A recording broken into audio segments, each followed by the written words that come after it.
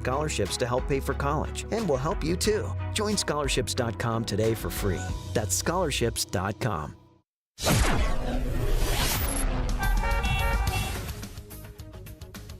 It's 5:10. Let's get an update on the roads. We do that, of course, in our Team Hochberg Traffic Center. Just a couple of trouble spots, mostly construction related at this early hour. I-80 westbound between Gauger and Cherry Hill Road, very slow with ongoing road work there. Construction in a right-hand lane southbound on I-57 between Vollmer and Sauk Trail, causing some delay this morning. Chicago's Morning Answer with Dan and Amy starts next. AM 560 Weather Center forecast with our AccuWeather meteorologist, Steve Williams. More clouds than sun. Thunderstorm today. Warm and humid, the high 87. Cloudy, warm, and humid. A heavy thunderstorm tonight. Could get some flash flooding, low 69. Thunderstorm early tomorrow morning and partly sunny, less humid by the afternoon, the high at 81. I'm Steve Williams on AM 560, The Answer. 74 at O'Hare. Cloudy and 75 at Midway. 66 and partly cloudy in Waukegan. 73 in Wheeling, and 74 along the lakefront. Your next news update, 5:30. Chicago's Morning Answer starts next on AM 560, The Answer. Easy Cater. 100,000 restaurants, one platform. Whether you need food for catered meetings or company events, Easy Cater has everything to make food for work, work. Seriously, it's all right here in one place. Coffee, snacks, breakfast, daily employee lunches, you name it. Whether you run a nonprofit or a company with offices nationwide, we've got you covered. Anywhere work happens, Easy Cater has everything you need to make food for work, work. Order 24/7 at easycater.com. Hi, I'm Martha Stewart. Every year, more than 4 million pets enter shelters here in the United States. My friends at American Humane have been helping animals since 1877. The goal is to ensure that pets have a safe shelter, especially during natural disasters. Adopting a shelter pet allows shelters to help more animals awaiting care. Please consider adopting today and take some time to learn more about American Humane's other work at americanhumane.org. You know, daily stress is such a big deal. Fact is, the terrible impact of stress is very deadly and shortens our lives. Stress attracts diseases just like blood in the water attracts sharks. And for over 40 years on Chicago radio, we continue to share practical concepts from a natural healthcare perspective to help minimize your need for all those dangerous drugs and risky surgeries. So today, it's our dirt cheap adrenal stress index test. No blood, just spit. Now, most people don't do so well on their first go around signaling adrenal gland distress. And then they follow our stress-busting strategies and pass their second test with flying colors. So if you can spare a little spit, call for your dirt cheap adrenal stress index test, and we will hold that same special low price for your follow-up test. Just call 800-794-1855. You can't get any cheaper than dirt cheap. That's 800-794-1855. Hi, this is Randy Donnelly from Donnelly Auctions in Union, Illinois, with my current want list for upcoming auctions. Guns and military items are always at the top of my list, but I have buyers for vintage automobiles and motorcycles, old gas pumps and automotive signs. Do you have pinball machines and coin-operated games like slot machines, jukeboxes? How about Coke machines and soda machines? Also, neon signs, antique phonographs and music boxes, old toys, especially science fiction and Star Wars. Cowboy and Native American collections like barbershop, ice cream parlor, and saloon items. We'll take one item or an entire collection. We sell it all. Call me before you sell your items outright because you could be leaving a fortune on the table. And you won't know until you call me at 815-923-7000 or send me an email at DonnellyAuctions.com. My job is to get you top dollar for your collections, so call me at 815-923-7000. I'm Randy Donnelly, and I'll see you at the auction. Augustino's Rock and Roll Deli, a family-owned restaurant, a Chicago family favorite for over 40 years. Why? Because they're known for sub sandwiches the size of your forearm. No joke. Their 6-inch sub has more meat and cheese in it than any foot-long in an Irish neighborhood. These sandwiches are iconic, famous for their homemade Italian beef, meatballs, burgers, and, of course, delicious Italian subs loaded with mortadella, cabagol, salami, provolone, and their own secret sauce called Love Potion Number 9. This vinegar and oil dressing is famous on its own. Both Augustino's locations boast walls covered in authentic rock and roll memorabilia and artifacts, all celebrating their love for good old-fashioned rock and roll. Augie's is a feast for your eyes and your stomach. Dine in or carry out. Bring the family or the team. Plus, Augie's caters corporate meetings, parties, and celebrations. Don't make it yourself. Make it happen with Augustino's. Go to Augustinos.com for locations and menus. That's Augustinos.com. Hi, it's Sean Thompson here. You know when you're at the mall and you go to those directory signs, the one that says you are here? Well, imagine that directory is a map of your preparation for retirement. Would you know where you are? My friend Tom Fortino at Alpha Wealth Group is offering you the opportunity to not only find yourself on that map, but also find the route toward a successful retirement. He calls it his retirement roadmap. You'll get an analysis of where you are right now, whether you're at risk if the market drops again, whether you're taking advantage of the latest tax changes, and much more. Registered investment advisor. Insurance and annuities offered through Alpha Wealth Group, licensed in Illinois. From breaking news and weather across the country to insight from the brightest minds in conservative opinion, it's protecting and growing your retirement assets can be complicated. From asset and legacy protection to retirement income and extended care, you need a plan. Mark Kohler, host of Retirement and Income Radio, heard Sundays at 11 a.m., helps retirees in or near retirement protect their accounts from market volatility. Mark can help you create lifetime guaranteed, inflation-hedged income. Call Mark today at 844-619-SAFE. That's 844-619-7233. And listen this Sunday at 11 a.m. to Retirement and Income Radio. A great smile can make you feel happy and confident. So when you consciously conserve your teeth, that glowing smile will show through. At Best Dental Group, Doctors Economos, Gavalis, and their staff are ready to help you create that perfect look or maintain the one you have now. Along with general dentistry, Best Dental Group is a multidisciplined practice with an orthodontist, periodontist, and prosthetic specialists on site. They use the newest breakthroughs in dental technology, such as titanium implants, Invisalign clear braces, and laser treatments. Don't let fear get in the way. They can recommend sedation to make your experience as comfortable as possible. Best Dental Group is located in historic downtown Bartlett and is a multilingual office. Call 630-830-4930. That's 630-830-4930. Or visit bestdental.org. Best Dental Group, sharing your conservative values and helping you to conserve your teeth. Hey, did you know one of the largest U.S. flags in the state of Georgia stands proudly in Pure Talk's parking lot? Now, it's in honor of that flag and what it stands for that Pure Talk is now supporting America's Warrior Partnership in their mission to prevent veteran suicide. Ask a vet. The transition to civilian life can be very difficult, especially in this economy. Access to housing, employment, even getting their earned VA benefits can be really hard. Now, that's where America's Warrior Partnership steps in. They provide fundamental needs to our warriors. You can help this great cause simply by switching before Flag Day to my cell phone company, Pure Talk. Now, choose a wireless company that shares your values. Upgrade your cell phone service to America's most dependable 5G network for just $20 a month. You just dial pound 250, say the keyword SAVE NOW. Pure Talk's U.S. customer service team will help you make the switch. Just dial pound 250 and save now for superior cell phone service. That's half the price of Verizon, AT&T, and T-Mobile, and you get the help of vet in need. This is Albert Mohler for townhall.com. Just say it to yourself. A Manhattan jury has convicted former President Donald Trump on 34 felony counts. Every part of that is important. We are now looking at one district attorney in the United States in a place like Manhattan who's brought a prosecution against a former president, and let's face it, it was political. Alvin Bragg picked it up, and the rest is now history, except history's still being written. We are about to find out what Americans actually thought about this trial. And quite frankly, it is unlikely to change many minds looking at the November election for the office of President of the United States. Americans are likely to factor this in and understand it for exactly what it is. The big challenge for America is knowing what this means for the future of our political culture. Have we now become one of these countries where we go after former chief executives? It's a big question, and let's hope the answer given there in New York is not the last word. I'm Albert Mohler. Our communities deserve to have their tax dollars spent efficiently.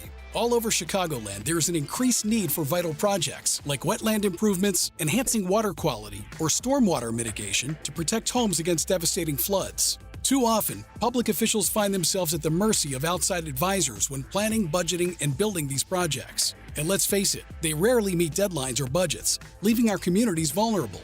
There's a better way forward. Control Point Engineering. At Control Point Engineering, we're more than just civil engineers. We're champions of quality and efficiency with over 40 years of hands-on experience. Teaming up with Earthworks Land Development, we're breaking down barriers and streamlining processes. Say goodbye to disjointed partnerships and hello to seamless collaboration. From conceptualization to construction, Control Point Engineering delivers everything you need in one unified package, saving you time and money. Visit ControlPointLLC.com today to learn about our successful projects all across Chicagoland. Again, that's ControlPointLLC.com. Now, from the Signature Bank Studios. Portions of the following show may be pre-recorded. This is Chicago's Morning Answer with Dan Proft and Amy Jacobson on AM 560. The Answer.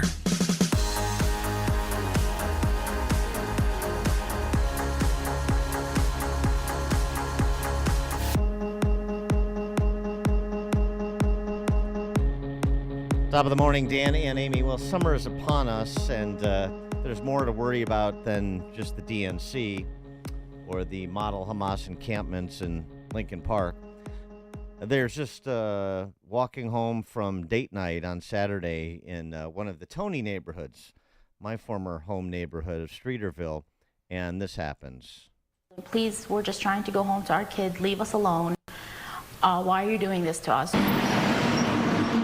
This is where Nina and her husband were walking back from date night Friday after 8:30 in Streeterville. Everything happened from behind us. First, someone approached him and hit his head, punched him in the head, and he looked back and he looked at me and told me, run, so he wanted to protect me. These are images of his injuries, bruising from head to toe. The attackers then unleashed their rage on Nina. Another lady came to me and dragged me through my hair, with my hair on the ground. I start screaming. She start pepper spraying me right in the face, in the eyes. Another person starts stomping all over me, and my husband ran towards me to save me. Over 10 people held him. Nina's hair was pulled from her scalp. Nina captured this image of the hair in her hand. When police arrived at Grand and McClure, the crowd started running, many hopping this fence. 2 teens were arrested and charged, a 17-year-old girl and a 14-year-old boy. The teens aren't in police custody. 17-year-old girl and a 14-year-old boy among the 10 that laid waste to this couple walking home from date night on Friday night in Streeterville. 312-642-5600, turnkey.pro answer line. You can also reach us on our text line, 64636. Type in DA, then a quick comment. Wasn't a robbery. The Fox Chicago report also indicated that those youthful rapscallions said when they laid siege to these two, we own the streets. And they do. Oh, they do. Did you hear what happened to the pastor at St. Ignatius High School? Yeah, he got a graze wound. Yeah, he got a great... Well, yeah, because they own the streets. They don't want to be told to stop robbing, stealing catalytic converters from cars. No, we're not going to stop. He went outside to try and stop them from stealing it, and they shot at him. And he has a graze wound on his head. But he's going to be fine. You know, but 1 inch over, and he could be dead. You know the spokesman for St. Ignatius. You see who it is? Kristen Hartman. I was looking at her yesterday. She looks like a news anchor, and she was at Channel 2, wasn't she? Yeah. Yeah.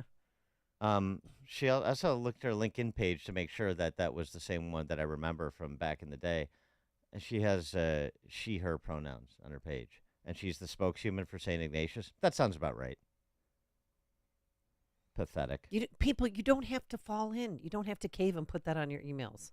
The Streeterville attack, a postscript. Nina, the woman you heard from, describing how she and her husband were attacked.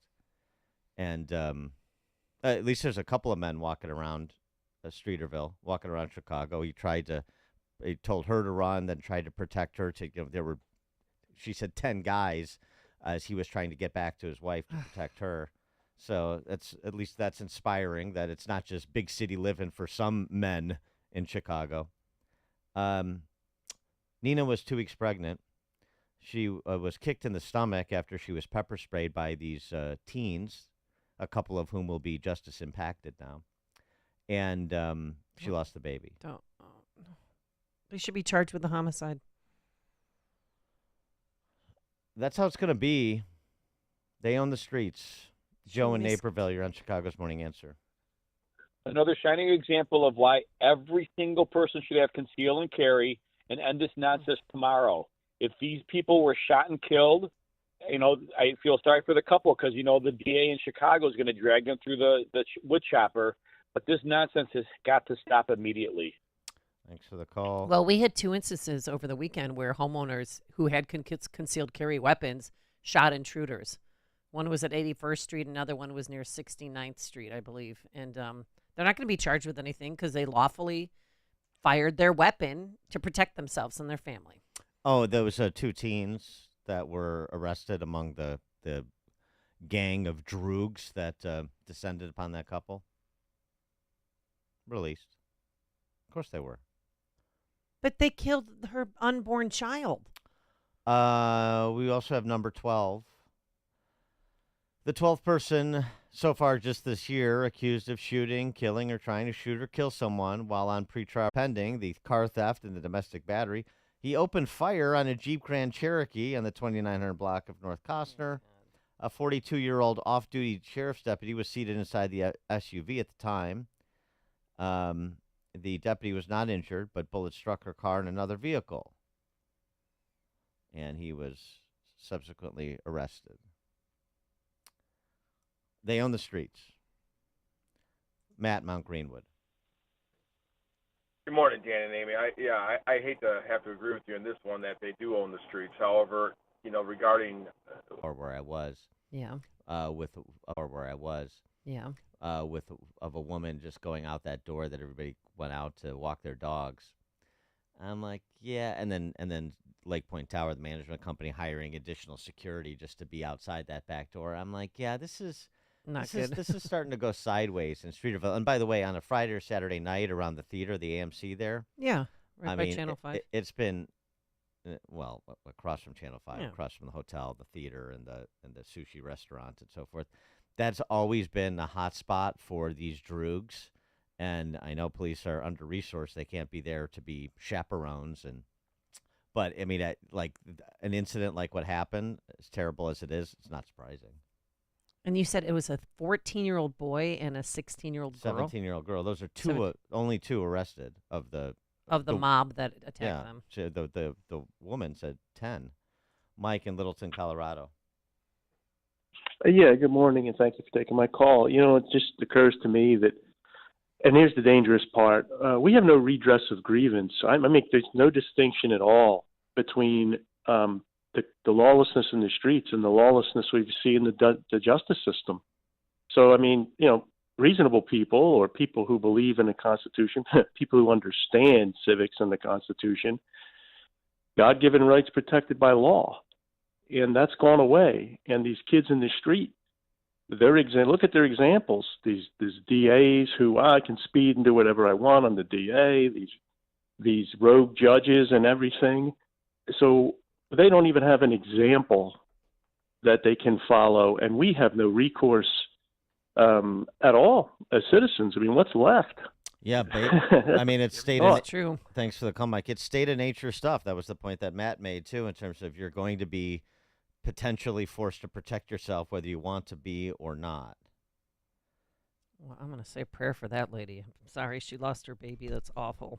All right, we'll talk more about this at the bottom of the 7 o'clock hour with Ted Dabrowski in our weekly confab on all things Illinois and Chicago policy related. But coming up on Chicago's Morning Answer at 5:38, we'll pick up where we left off at the end of yesterday, which is Tony Fauci, that sad little man, before the House Oversight Committee yesterday, 5:38. And later meet a 43-year-old black drag queen. He's crass. He's sass, and he's got a whole lot of ass. And we'll tell you what library he's performing at this Saturday. But now let's head into the newsroom. Here's Mike Scott. 72 at 5:32 on AM 560. And voters heading to the polls in 5 states today. Primaries in Iowa, Montana, New Jersey, New Mexico, and South Dakota. President Biden expected to take executive action, limiting asylum seekers when the number of migrant crossings surge. Reporter Julio Vaquero is on the scene. The Biden administration is expected to announce a sweeping executive action that would allow the president to temporarily shut down the border if the number of illegal crossings reaches 2,500 a day, according to 3 people familiar to the discussions. Vaquero is on the border this morning, saying police there have recently been apprehending about 4,000 or more migrants unlawfully crossing the border per day. Israeli Prime Minister Benjamin Netanyahu will reportedly address Congress next week. Meantime, Israel confirming the deaths of 4 hostages held in Gaza. We assessed that the 4 of them were killed while together in the area of Khan Yunis during our operation there against Hamas. The information we confirmed by the relevant bodies after assessing new intelligence that we gathered over the last few weeks. IDF spokesman Admiral Daniel Hagari. Dr. Anthony Fauci facing questions during a House Oversight Select Subcommittee, denying efforts attempting to suppress the origins of COVID-19. Fox's Dan Springer is at the Capitol. Dr. Anthony Fauci was definitely in the hot seat, being grilled by Republicans on all things COVID, from the origins, which, he downplayed the possibility that it came from a lab in Wuhan, China, to the mandates that led to kids being out of school for well over a year. Fauci was testifying in front of a House committee that's investigating the nation's response to the COVID pandemic. In January, during a closed-door hearing, he said the 6-foot social distancing rule, quote, sort of just appeared, but while admitting that there was no science behind it, he pinned it on the CDC. Hunter Biden's federal firearms case now has a jury. 12 jurors and 4 alternates were selected in a Delaware federal courtroom on Monday. Trustees in the village of Dalton are rejecting Mayor Tiffany Henyard's veto of their decision to hire former Chicago Mayor Lori Lightfoot to investigate Henyard and village finances. It happened during a chaotic village meeting last night. A child is dead, 4 others hurt after a crash along I-57 last night. It was a single vehicle crash that occurred, according to state police, in the northbound lanes of I-57 near 107th. Chicago police are investigating after an alderman says anti-Semitic flyers were left at her West Ridge office on the city's northwest side. This is a very large Orthodox Jewish community. I am the only Jewish alderman. There were 23 of us that voted against the ceasefire, and yet my office is the one that was hit by this vandalism. She called it a targeted attack on her as a Jewish woman who represents that community. Cubs host the White Sox in the first of 2 at Wrigley. Bears gearing up for mandatory mini camp. New wideout Keenan Allen was not at OTAs recently, but is expected at camp. The news a service of Turnkey.pro and Turnkey's real-time threat hunting, defending you, your employees, your customers from vulnerable cyber attacks. Turnkey has solutions to protect your business. Visit Turnkey.pro.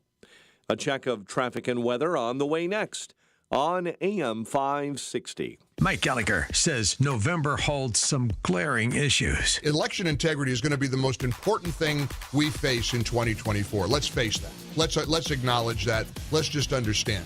Have we done enough? Well, no, of course not. But there have been a lot of election integrity efforts made in red states, in swing states. It's not going to come from Democrat legislatures. They want to cheat. The Mike Gallagher Show, weekdays at 9, right before Dennis Prager at 11 on AM 560. The Answer. Oil investments involve a high degree of risk and actual results may vary. Oil and natural gas keep going up as the Russia conflict escalates. Get in on the next major oil boom now and help the U.S. with your Patriotic investment that can potentially pay you monthly income for up to 20 or more years. That's the sound of a producing oil well and the sound of a smart investment. If you're an SEC-accredited investor and have at least $25,000 liquid now, you can take advantage of Encore Energy's projects and a huge tax savings for this year. If you invest in oil and natural gas, you're allowed to write off nearly 100% of your investment in the first year. Goldman Sachs is projecting oil to go up to $100 a barrel, and natural gas is the fuel of the future and trading at record prices. Call 800-287-6691. Encore Energy is a major investor and experienced operator in its core area of operations. Call now and learn how to deduct 100% of your investment and create 20 or more years of potential monthly income. Call 800-287-6691. That's 800-287-6691. Join me, Dennis Prager, on an unforgettable Bible cruise to the Caribbean, November 29th to December 8th. 2024. Imagine 9 days of basking in the sun, surrounded by the stunning beauty of a tropical paradise. Amid profound conversations, I'll share about the Bible and my insights into current events in a way that I believe you will really enjoy. Secure your spot on this once-in-a-lifetime adventure by calling 855-565-5519 or booking online at PragerBibleCruise.com.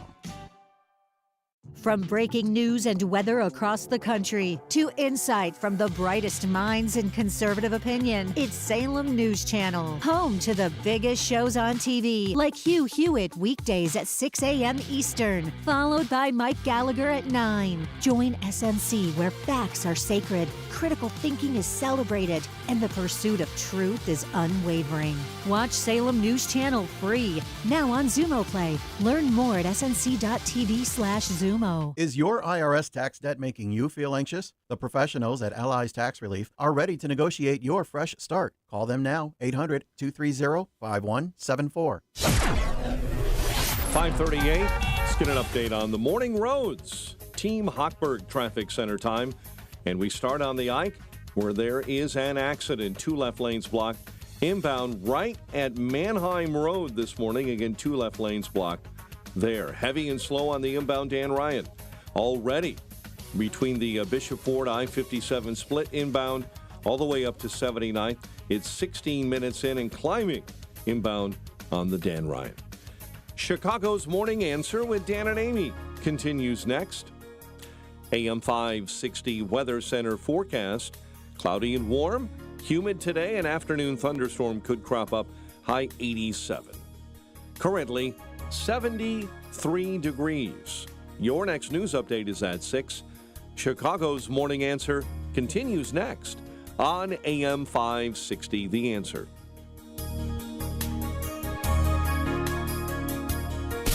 Now, from the Signature Bank Studios.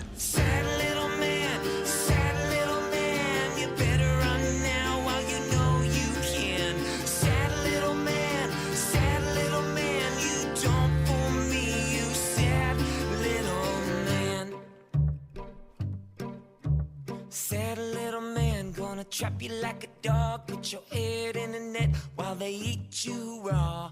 Don't ask why, just comply, 'cause fear is the drug that the doc prescribe. Sad little man, you can watch him on the news, preaching to his choir while they learn the rules. Some feel safe and some feel healed, but they'll all hold his hand as he makes the kill. Sad little man. Top of the morning, Dan and Amy. Yeah, that sad little man. You could watch him before the House Oversight Committee yesterday. Tony Fauci making his first appearance in public before a House committee since his retirement, celebrated retirement. And before you pounce on Fauci, understand how he has been hurt. Oh, yeah. He was crying yesterday. How the slings and arrows that have been directed his way, the suffering he has endured to be America's leading light of public health, to save all the lives that he saved. Debbie Dingell platforms Tony Fauci the victim.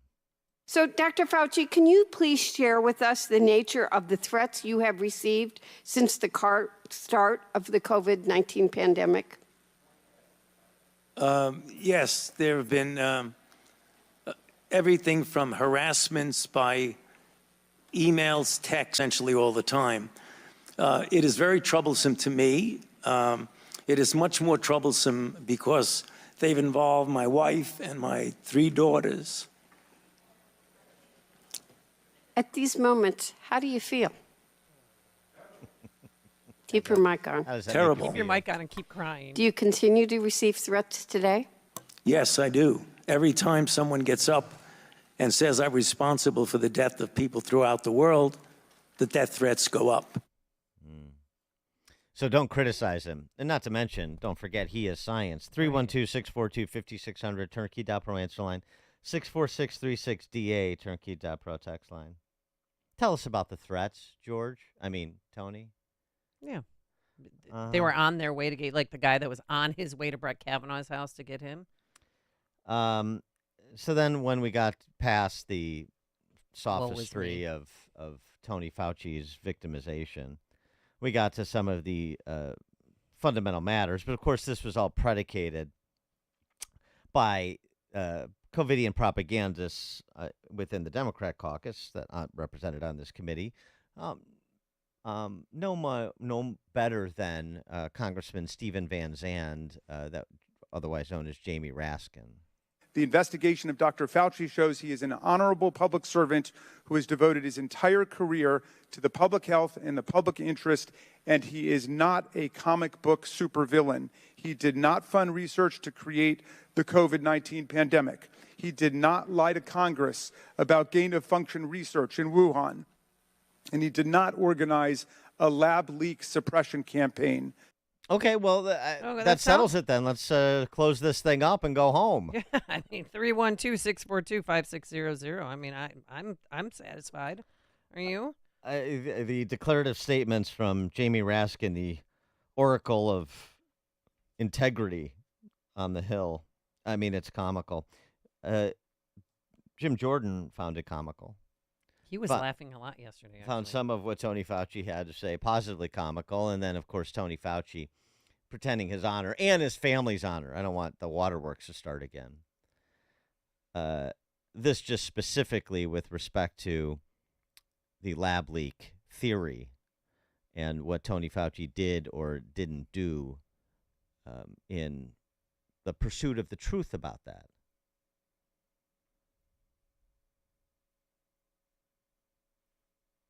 What do we have, Jordan?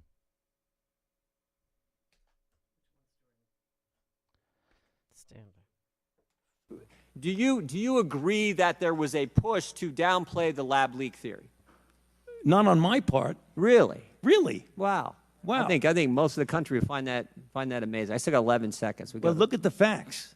I've kept an open mind throughout the entire process. All right, I yield back. Oh, no, you kept an open mind publicly throughout the entire process, saying it's more likely than not naturally occurring, but there's always the possibility.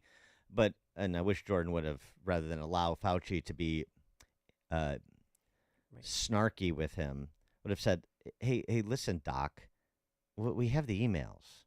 You and Francis Collins trying to tamp down people, professionals in the public health space who are questioning the origin of the virus and suggesting that initially that it was more likely than not that it was a lab leak. You and Collins are communicating about suppressing it. And then you commission some of your, in-house hatchet men to go out and throw a wet blanket on anybody who was suggesting that it may have originated in the lab. That's what actually happened. Like, think what they did to Dr. Bhattacharya, everyone who disagreed with them, anyone who signed the the Great Barrington Declaration. But even with the lab leak, I mean, I think people forget that Obama gave a $3.7 million grant to that Wuhan lab in 2015. And Fauci kept denying, there's no link, nothing at all. But I don't agree with him. The accusation being circulated that I influenced these scientists to change their minds by bribing them with millions of dollars in grant money is absolutely false and simply preposterous. Do you agree that there was a push to downplay the lab leak theory?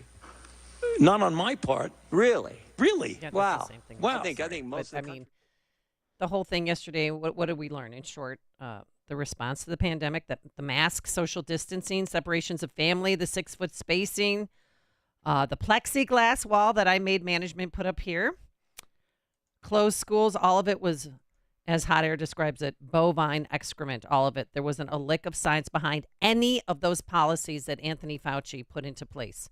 And he admitted that. And this, I mean, this no, is... he didn't admit that. Well, he didn't admit that he put him into place, because this is the nuanced dance that he's doing. They came about, that was, I think the 6 feet thing was from CDC. It just sort of came out of nowhere. The mask thing, we back and forth, the guidance that we issued, suggestions that we made, but I didn't close any schools.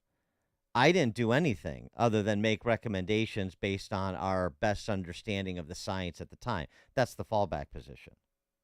Well, here's a montage. I just want you to hear it. Did the COVID vaccine stop transmission of the virus? That is a complicated issue. That man does not deserve to have a license. As a matter of fact, it should be revoked, and he belongs in prison. I ask you to give me a yes or no as to whether you believe these measures were justified. Business closures? Early on, when 5,000 people were dying a day, yes. Church closures? Same thing. School closures? Again. No science behind any of it. Remember when during the AIDS pandemic, Fauci was still at the NIH, and he told people to mask up and stay away from each other without any backing of any science to that either. Clay in Libertyville, you're on Chicago's Morning Answer. Good morning, Dan and Amy. I get it, stuff doesn't happen overnight, but where are the charges, Republicans? Where are the charges, Republicans? Where are the charges, Republicans? Yet another great example of all bark, no bite. Let's go. This is why the Republican Party is failing. This is it, right here. Bring the charges. We know. We see the evidence. Let's go. Well, let's go. Well, okay, Clay, but I mean, what charges? You can at least, he's an unelected official, revoke medical license, lying to every single American citizen. There should be some kind of consequences to his actions. I agree. He can't. It's politics, Dan, and we live in America in 2024. There's something to charge the guy with. Yeah. How many laws are on record? Well, thanks for the call, Clay. Look, lying under oath, yeah, perhaps. And you've got some pretty good witnesses to call to repudiate Fauci for what you heard him say yesterday and what you've heard him say before, including in exchanges with Rand Paul on the other side of the House, or the other side of Congress. Like Richard E. Bright over at Rutgers, who basically said that NIH funded gain-of-function research. The documents make it clear that the assertions by the NIH director, Francis Collins, and the NIAID director, Anthony Fauci, that the NIH did not support gain-of-function research or potential pandemic pathogen enhancement in Wuhan are untruthful, quote, unquote. A lot of expert witnesses to call to refute what Fauci is saying, particularly with respect to the potential for lying under oath on that topic, which is a prospective charge. Now, that has to be brought by somebody, and that somebody is not going to be Merrick Garland nor his Justice Department. But the continued pounding away at this and keeping it front and center so that if the American people, in their infinite wisdom, decide to make a change in control of the White House and control of Congress come November, that we can revisit this come January. Please. Greg in Jefferson Park. Hey, good morning, guys. Yeah, nothing is going to happen to this guy. It's the typical, tip of the bureaucratic spear. These people do whatever they want to do. Nothing ever happens to them. And this guy's going to have our security paid by the taxpayers for the rest of his life, his daughter's lives, what have you. One of the things Trump ought to consider doing, it's like you said, is make the Fauci Tell Everything About Everything Act, where people find out, unless it's super, super top secret, everything is exposed instantaneously. and put online for everybody to see, and we can make our own decisions as to what he did or didn't do with respect to to this virus. You guys have a good one. Thanks for the call, Greg. Don't forget Deborah Birx, the documentary that was done on Deborah Birx that suggests that she was actually the one who was driving the lockdown policies at the state and local level. She was the one that was interacting with governors. She was the one that was pushing the COVIDian line. So you had Fauci, and this is not absolving Fauci. I'm just saying there are different people play different roles. Fauci was the face guy, and Deborah Birx was the implementation tool behind the scenes. And I'd like to get Deborah Birx before this same committee as well. They should, and she's on CNN right now with her new facelift. Wow. Who she looks 10 years younger right now? Oh. Deborah Birx. Yeah, she's timeless. Yeah. Paul in New Lenox. Hi. I think what's going on with many Americans today is we're all living in a movie idiocracy. I mean, I went to a fraternity. Our motto was deny, deny, deny. You say it enough, then people are going to believe that maybe he's believable. Just like when they're saying to Trump that he's guilty of a felony, which was really a misdemeanor. So you keep saying that narrative over and over again. Guess what? People are going to believe the plausible deniability. Well, that's that. Yeah, thanks, Paul. That's exactly what Raska did yesterday. It's just like the people. These are the same people who denied the outcome of the 2020 election. Oh, yes. Now they're casting Tony Fauci as a supervillain. So again, you have to accept the verdict in Manhattan. You have to recognize that Tony Fauci saved lives, and you have to appreciate and repeat after me. There was nothing wrong with the administration of the 2020 election anywhere. Those are must-haves. If you don't publicly state those three things, then you're an insurrectionist, you're a purveyor of misinformation, and you're a threat to our democracy. But didn't Fauci tell Trump that there'd be a surprise infectious disease outbreak during his presidency? Thought that he had mentioned that. Not to my knowledge. I've never heard that. Phil in Maryville. Hey, morning, guys. Where was the Republicans asking about the sham data on COVID deaths? Like people who would come in from a car accident, a heart attack, a stroke, and then they had COVID or something, and then they labeled it a COVID death. Right. Why didn't they ask a question about the data? Mm-hmm. They should have. I just don't get it. Yeah, I mean, Dr. Nziki topic. admitted that. She's like, yeah, we had somebody in hospice dying of cancer. I was there that day, and she said, and we put it down as a COVID death because they didn't die from COVID; they died with COVID.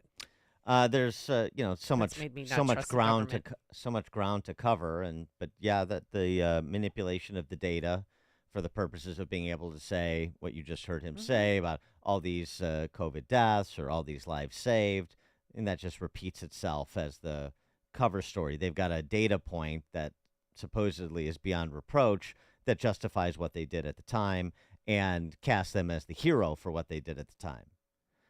And any sort of discussion about the veracity of that data or about the unintended consequences, about the negatives associated with the decisions they made, those are sidelined. They don't talk about suicides. I mean, we had 3 people in Chicago, in all the Chicago area, 3 die from COVID, but they were sickly children who were going to die anyway, and we had 42 suicides that year. And Dylan Buckner, I'll never forget what his mom said at his funeral. It's 30 seconds. It will stick with you forever. I know Dylan would be with us today if COVID hadn't prevented him from being in person working on projects with classmates, from being in person to work out with his teammates, being able to grab a burger or tacos and just hang with his friends in a restaurant. Well, on Thursday, that was just a speculation of mine. Friday's event and the way it affected me has given me all the conviction I need to know that Dylan's death was COVID related. Marty, Naperville.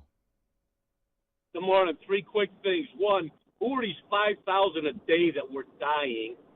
Number 2, get to my last point. Me, as well as a lot of other people, knew it was all a bunch of crap when Biden and Harris said, I will never take a vaccine if Trump has to do anything with it. And 2 months later, they're both sitting on TV taking a jab. So everybody knows. And what I was going to say, so since when do you need real charges to bring anybody up anymore? But, you know, the Republicans won't do anything about it. So, but that's all I want to say. Thanks. Why didn't somebody stand up and say every day in America, 7,000 to 8,000 people die? So 5,000 people dying a day in America is not an anomaly. That's not a big deal. Well, 5,000 dying a day from COVID. Well, from a specific cause, that's different. But they put you down as a COVID death if you died with COVID. Well, that's a separate issue. Well, I know, but nobody kind of got to air that out yesterday. George in Naperville. Yes, Stan, Fauci is science, who made an alliance with the devil. All right, George, thanks for the call. This is Chicago's Morning Answer. Your show keeps me alive during the week. There's nobody I'd rather listen to between 5 and 9 in the morning than you guys. On AM 560, The Answer.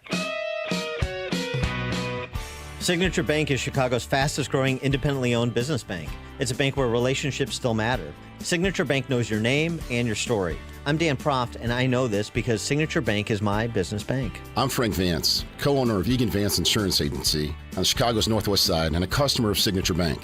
In my line of work, we pride ourselves on being there for our clients when they need it the most, and we recognize when someone does the same for us.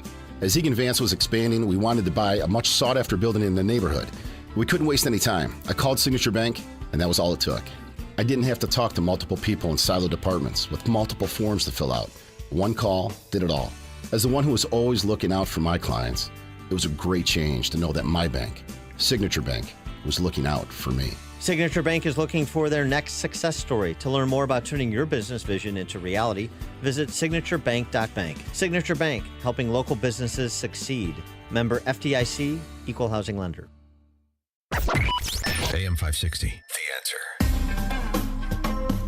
All right, coming up on Chicago's Morning Answer. At 6:06, Biden prepped to issue an executive order on the border right after essentially granting amnesty to 350,000 illegal immigrants. That's at 6:06. And meet the new drag queen coming to 3 to 6-year-olds in a certain suburb. We'll explain, but now let's head into the newsroom. Here's Mike Scott. Dalton trustees override Tiffany Henyard's veto of the Lightfoot investigation. The IDPH declares measles in Northeast Illinois over. The Cubs host the White Sox tonight. WIND Chicago News Time is 6 o'clock. The Hunter Biden trial has a jury. I'm Chris Foster. Fox News. 6 men and 6 women chosen along with 4 alternates to hear the case against the president's son in federal court in Delaware. He's accused of lying about his drug use uninformed by a gun 5 years ago. Originally, 3 days were set aside for jury selection, meaning things are running ahead of schedule so far. The jury panel includes 1 retired Secret Service agent whose spouse was a D.C. police officer, several gun owners, and a man whose father was killed by a gun. 5 jurors reported close relationships to people with drug addiction, something central to the case. Fox's Jackie Ibanez. President Biden's expected to announce an executive order today limiting how many people can claim asylum after crossing the border. The White House has yet to publicly confirm their plans, but several reports, including from the Associated Press, say this executive order would shut down asylum requests between ports of entry once illegal border crossings hit 2,500. The border would only reopen once this number drops to 1,500. The move will likely be met with legal challenges. Fox's Madeline Rivera. New Jersey Senate Democrat Bob Menendez, now on trial for federal bribery charges, is running for re-election as an independent. It takes 800 signatures on a petition to get on the November ballot. In New Jersey, he's turned in around 2,400 and could take votes away from whoever wins today's New Jersey primaries. Congressman Andy Kim seeks the Democratic nomination and could earn the support of ex-Menendez allies who called for his resignation after his indictment last year. Republican Christine Glasner has been endorsed by former President Donald Trump. In Newark, New Jersey, Gernal Scott, Fox News. There are heat alerts from Central California to South Texas. Some daily high temperature records are expected to be broken, with the hottest day during this first heat wave of the year expected tomorrow. America's listening to Fox News.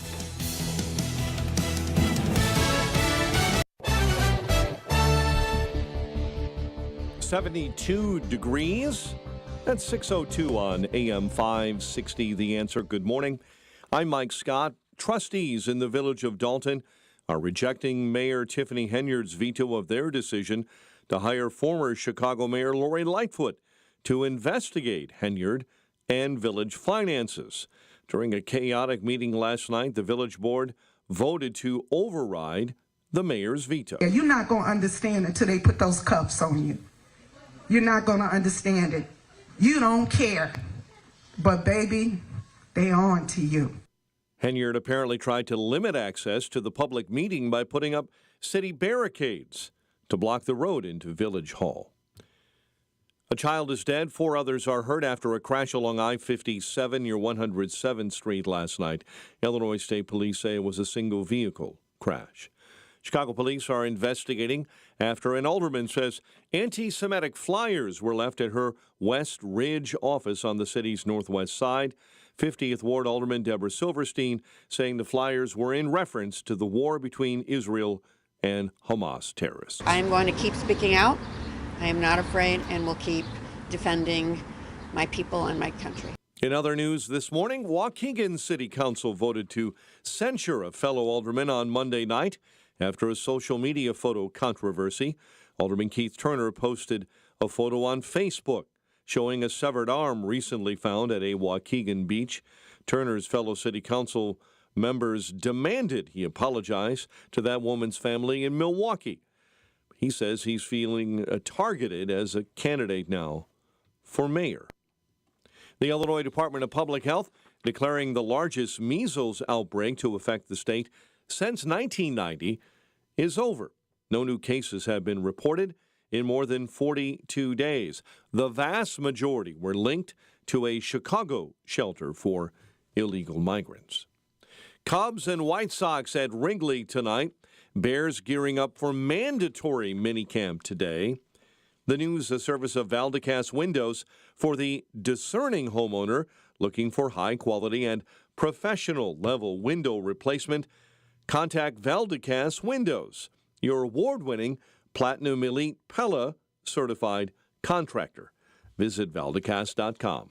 A check of traffic and weather on the way next on AM 560. Brandon Tatum says we need to fix our priorities. We are dropping trillions of dollars on the streets of America right now to build back up our roads and our bridges, our sidewalks. We're dropping trillions of dollars to build back our streets. Man, ain't nobody give up about these streets. Fix the economy, woman. I could run over 16 potholes on the way to get groceries that are reasonably priced. The Officer Tatum Show, weeknights at 8, right before Sean Hannity at 10 on AM 560.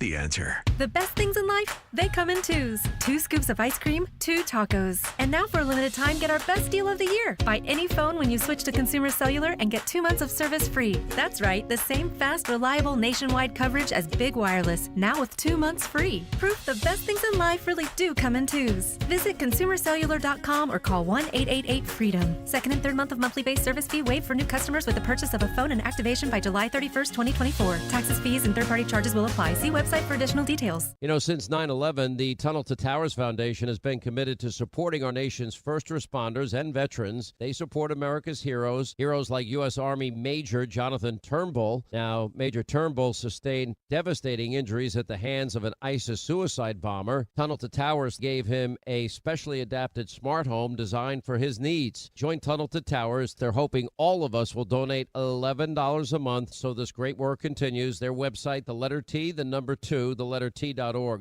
When the storms hit Chicagoland this spring and your home or business has water damage, ProTech Restoration is ready 24/7. The certified team at ProTech Restoration will be there quickly and work directly with your insurance. But even in between the storms, if you come across water in your basement, bathroom, or kitchen due to leaking pipes, an appliance breakdown, or sump pump failure, know that ProTech Restoration has seen it all and knows what to do. They are a leading Chicagoland emergency water damage cleanup, repair, and restoration company, offering 24-hour rapid response. They'll clean up, extract, repair, even do a total build back. Search online for ProTech Restoration in Elk Grove Village and check out their Google reviews. To get your free on-site evaluation and estimate, visit protechwaterdamage.com. That's ProTech waterdamage.com. Servicing the entire Chicagoland. ProTech Restoration. Experience, transparency, trust. ProTechWaterDamage.com.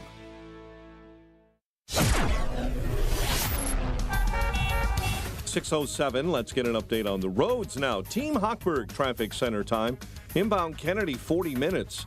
O'Hare into the Burns Circle interchange. Brake lights flashing at Harlem Avenue right now.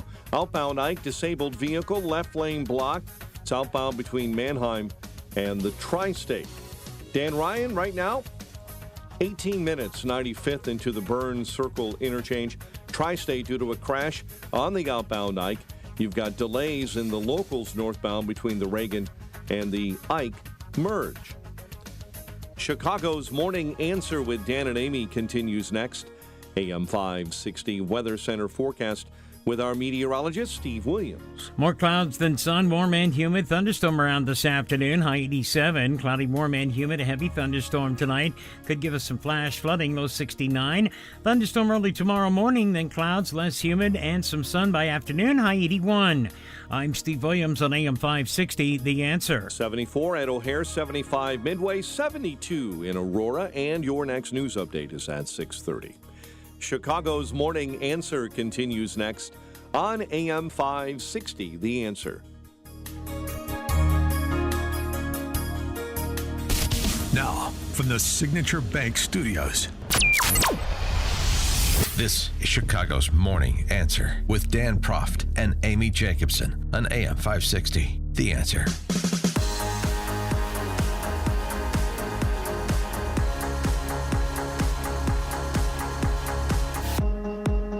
Top of the morning, Dan and Amy. So, Mr. 10%, the big guy, President Biden, expected to announce a much trial-ballooned executive order today that would shut off asylum requests and automatically deny entrance to migrants once the number of people encountered by Border Patrol exceeds a new daily threshold.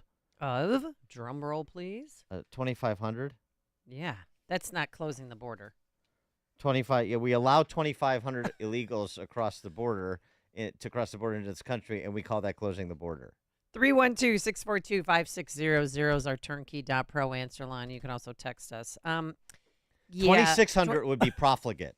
Right. But 2,500 is closing the border. Once again, some arbitrary number like they did during COVID where you can only have 10 people in a room or 15 if it's a certain size room. They did say there is one stipulation. If they reach the 2,500, and I don't know how these border states are going to talk to each other, they're going to press a button. We've hit 2,500. If there's an unaccompanied minor, that person could be counted or just come in without being counted. Yeah, of course, because we got to get them to lose college. them anyway. Yeah, Right. we got to get them to college that we pay for. I understand. And this comes a day after a report that was released last month, but it was publicized just this week by Syracuse University's Transactional Records Access Clearinghouse, Love that which is a data gathering organization that tracks immigration cases and backlogs.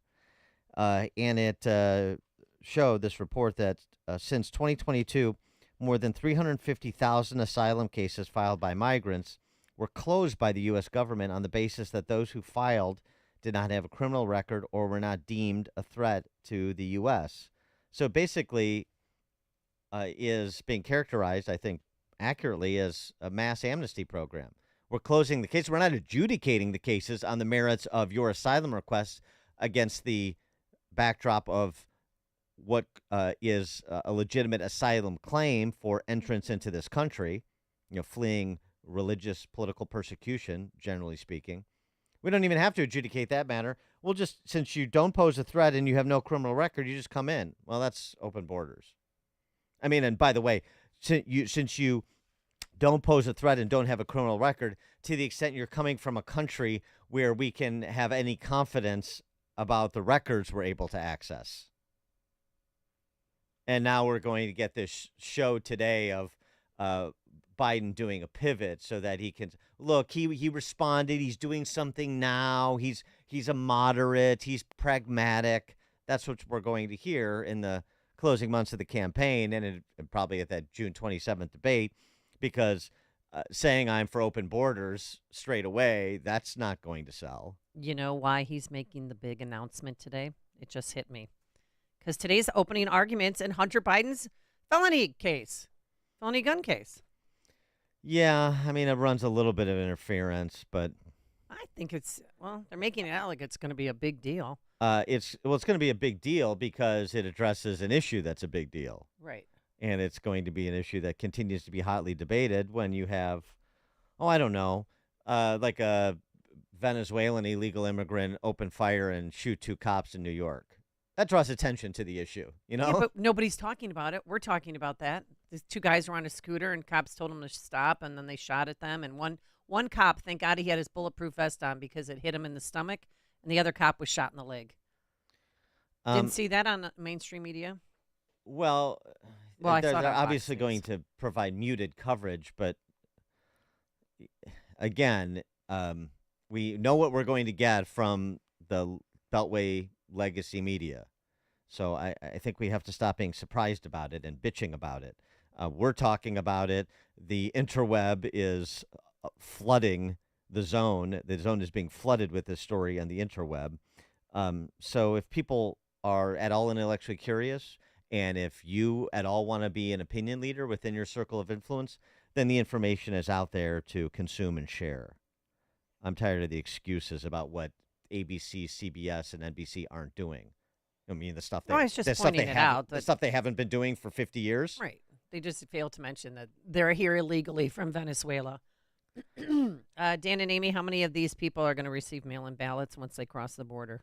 Well, that's an operative question. Yeah. Also, this locally, just as a reminder, in part how long this has been going on, because again, it's very much like the college campus story. What's going on at these college campuses? Yeah, welcome to the last 25 years that you missed. On May 11th, an illegal immigrant walked out of Stateville prison into a work release program. And the sister of the man whose life he ended while driving at more than 3 times the legal limit is left yet again wondering why this Mexican national is still in the country. Robbie Volkholmer told the Lake County Gazette, "It's insane. I asked them when he was sentenced if he would be deported when he was released from prison, and they told me," classic Illinois. Oh, God, what? Classic answer here. Let me hear it. I asked them when he was sentenced up in Lake County, Einhatland. I asked them when he was sentenced if he would be deported when he was released from prison, and they told me, fill in the blank. Let's play the match game. And they told her what? 312-642-5600, turnkey.pro answer line, 64636DA, turnkey.pro text line. The sister of a man who was killed by a illegal immigrant driving drunk. He was captured. He was prosecuted. He was sentenced to 18 years. Mm-hmm. He served 13. I asked them when he was sentenced if he would be deported when he was released, and authorities in Lake County told her what? They told her we're a sanctuary state, a sanctuary county, a sanctuary city, and we don't hand over people to ICE. No, but that's a good guess. It was a long answer there. By the way, this Mexican national. Yeah, what's his name? That was his 4th DUI. Oh, come on. So this was 2011. 2011. That was after a DUI arrest in November of 2008, which also included driving on a revoked license and an uninsured motor vehicle, driving an uninsured vehicle. And then he had an aggravated DUI in October 2007, which included driving on a suspended license. So 2007, you had a chance to deport him when he got picked up for aggravated DUI. Didn't. 2008, he got arrested for another aggravated DUI, another opportunity to deport him. Didn't. And then in 2011, he killed somebody. Driving drunk. Preventable crime. I want to know what they said. We're going to take some guesses. Okay. Bob in Buffalo Grove. Good morning, Dan and Amy. Thanks for taking my call. Always good talking to you and listening to your intelligent discussion. let's do the math. You said 2,500 a day coming into the country. That's over 900,000 a year. Yeah, so, right. That's pretty much what we're doing right now. What's the big deal? Is it 2,500 a day or 2,500 a week? No, 2,500 a day. 2,500. Because remember, they originally, and some Republicans wanted to agree on 4,000 a day, and now Right. they're at 2,500. Yeah. That makes everything better, Dan. So what does that mean? That means that the people that are already coming here, they're just going to have to sit in Mexico and wait, and then when there's kind of a note with their turn, then they go.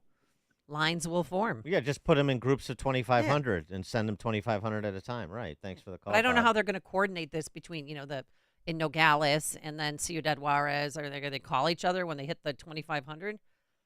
Is an alarm going to sound like, okay, that's enough for today, guys. We're going to wrap it up. Well, I would just stay there. I would just outsource it to the cartels. When could just have the cartels deliver the 2,500, and we'll take them, and then 2,500 more tomorrow and stuff. I mean, let's just make it seamless. Let's be collaborative. Rich in Indian Head Park.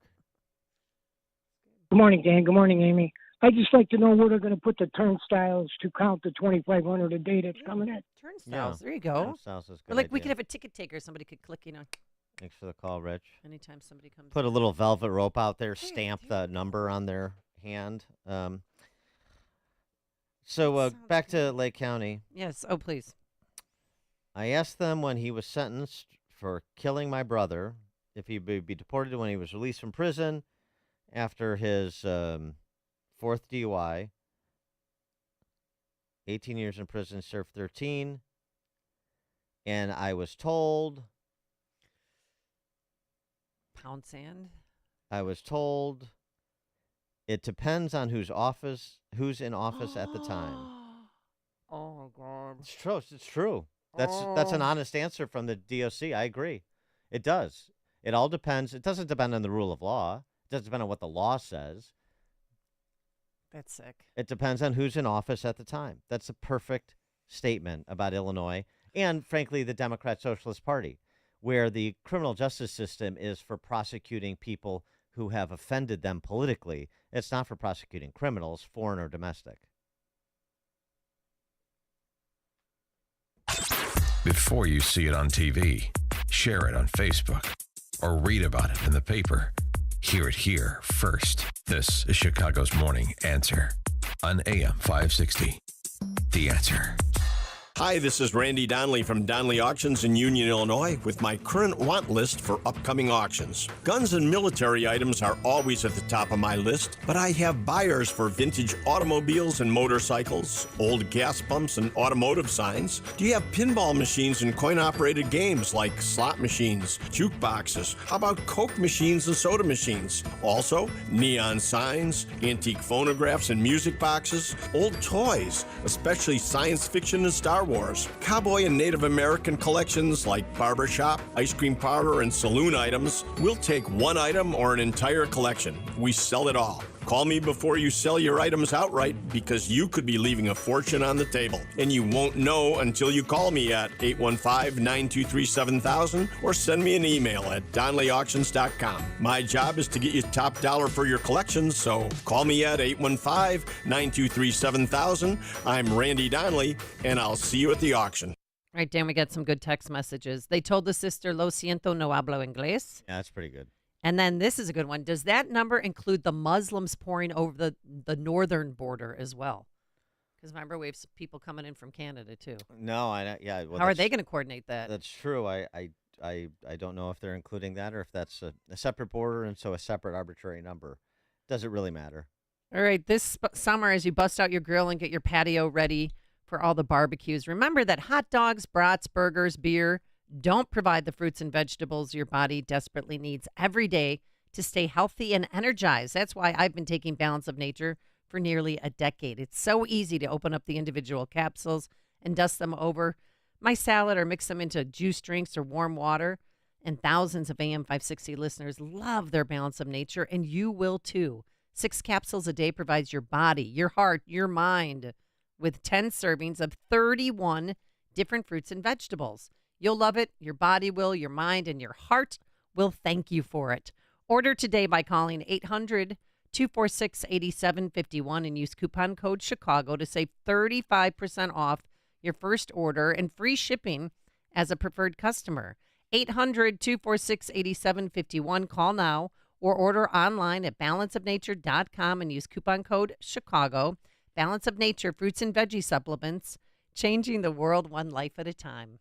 A storm is on the horizon, and you need to keep the lights on no matter what. Your business relies on the power being on 24/7. It's the lifeblood of your data and computer systems. Weather-related outages from the power company are not acceptable. Your need for a source of power that's reliable 24/7, along with round-the-clock service that can dispatch technicians to your site immediately, is mission critical. Your business needs Charles Equipment Energy Systems on speed dial. These are the big boys, not residential or solar, but reliable industrial generators for emergency backup or events. When you need more than a 100-foot extension cord plugged into a small engine generator, call Charles Equipment Energy Systems. They keep the lights on with rental generators for job sites or power outages. The storm season is here. Plan ahead. Call now to prepare generators for sudden damage and potential power outages. Call 630-834-6000. That's 630-834-6000 or charlesequipment.com. charlesequipment.com. This is a special alert to all Americans who own a vehicle with less than 200,000 miles, with an auto warranty about to expire or with no warranty coverage at all. Due to a decline in the economy, CarShield is announcing a low-cost, month-to-month vehicle protection plan that is now available to the public to save any driver out-of-pocket expenses on future auto repairs. Call now to find out how you can pay almost nothing for covered auto repairs. Yes, you heard that correctly. Pay almost nothing for covered auto repairs. Drivers who are covered will not have to pay for covered repairs again. This protection plan is at an all-time low. Additionally, drivers who activate this vehicle protection today will also receive free roadside assistance, free towing, and car rental options at no additional cost. Call us for your free quick quote today. 800-353-2973. That's 800-353-2973. What do you have to lose? Call 800-353-2973. Again, 800-353-2973. AM 560, The Answer.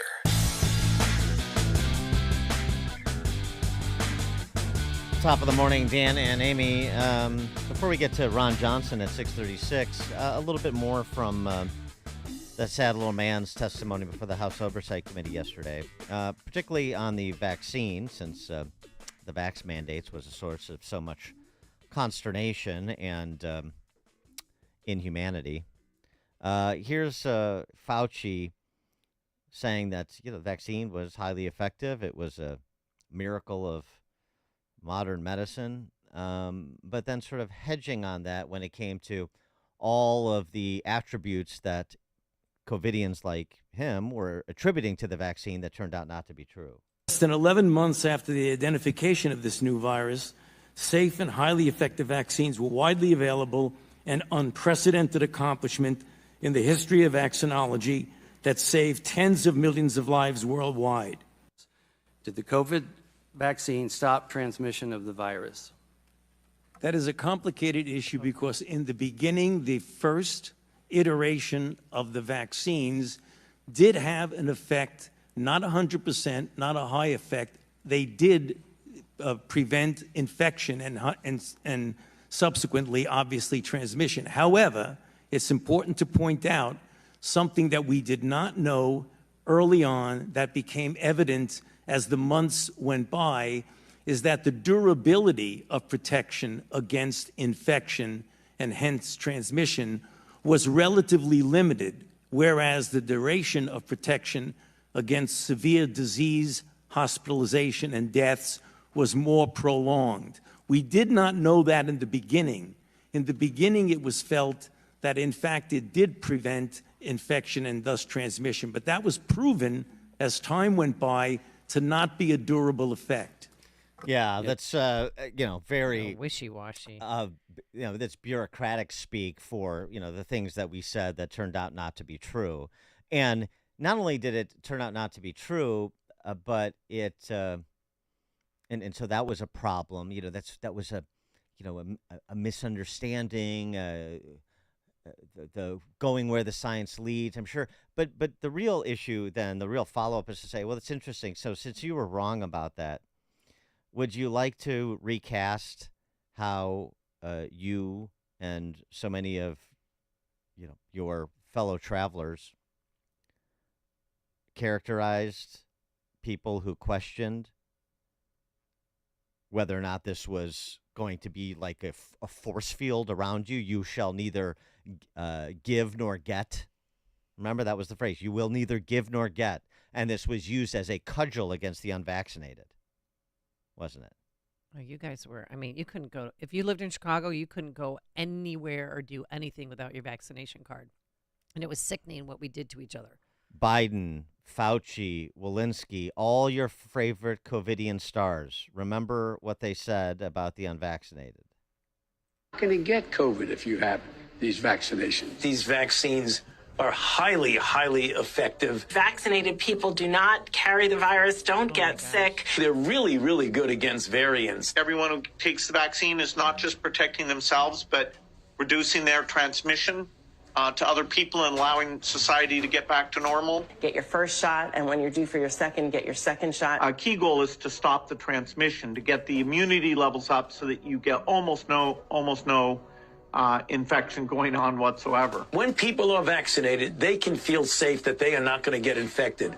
If you're vaccinated, you're not going to be hospitalized, you're not going to be in an ICU unit, and you're not going to die. If you are fully vaccinated, you no longer need to wear a mask. Anyone who is fully vaccinated can participate in indoor and outdoor activities, large or small, without wearing a mask or physical distancing. But what they can't do anymore is prevent transmission. We didn't have vaccines that block transmission.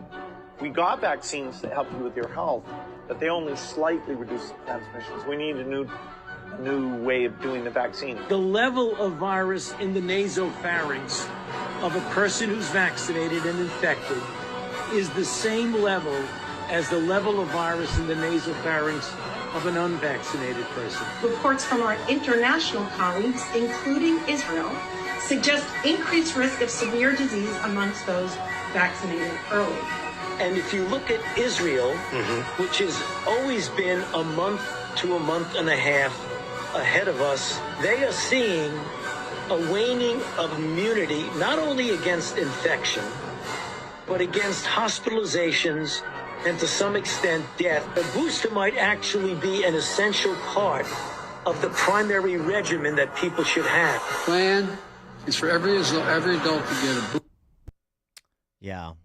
It turned when they could no longer deny the falsity of the claims, the initial claims. And then, of course, the response is, well, so get the next one. The response is always more of the same, make it bigger.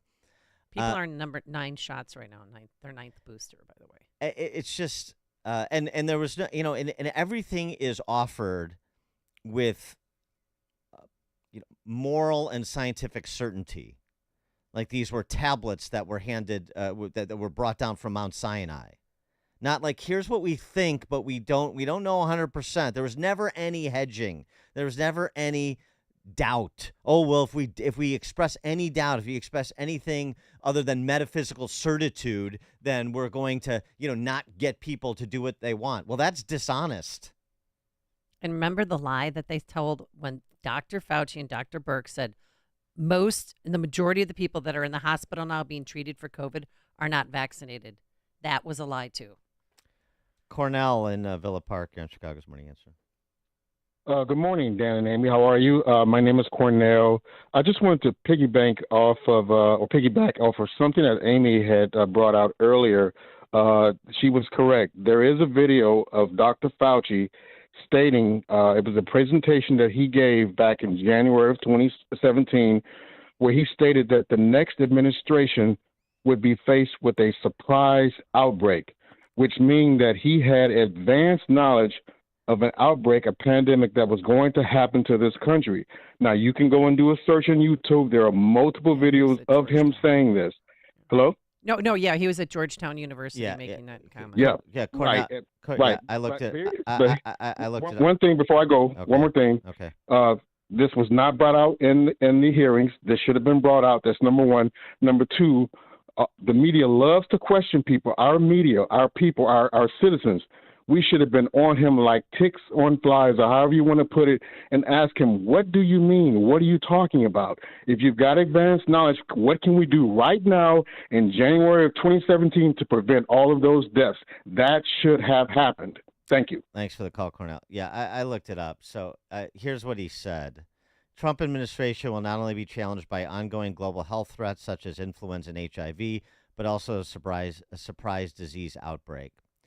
Now, you can suggest that he had advanced knowledge, but there's no evidentiary basis for that.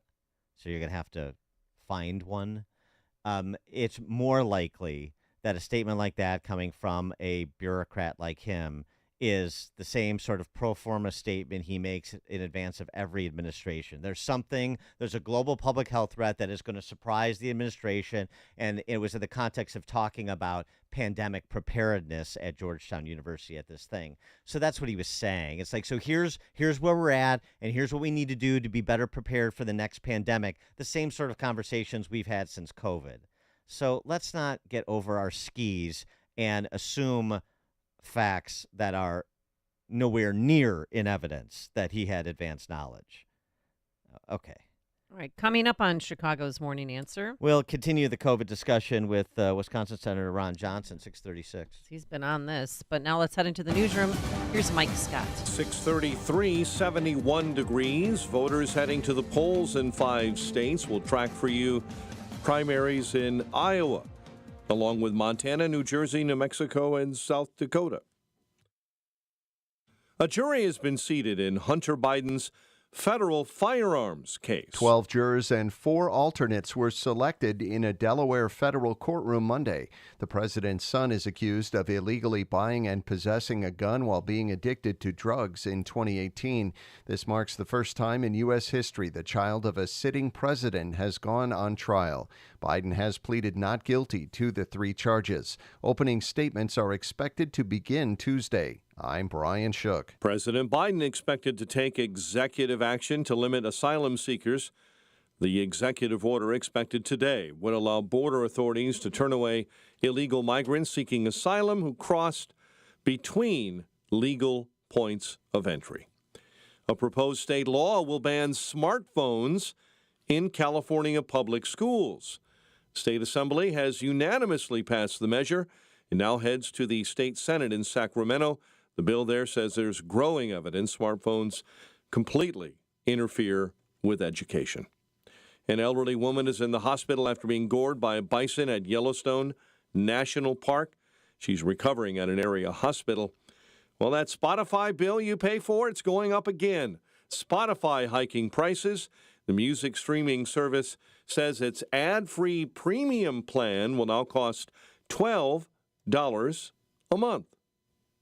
Trustees in the village of Dalton are rejecting Mayor Tiffany Henyard's veto of their decision to hire former Chicago Mayor Lori Lightfoot to investigate Henyard and village finances.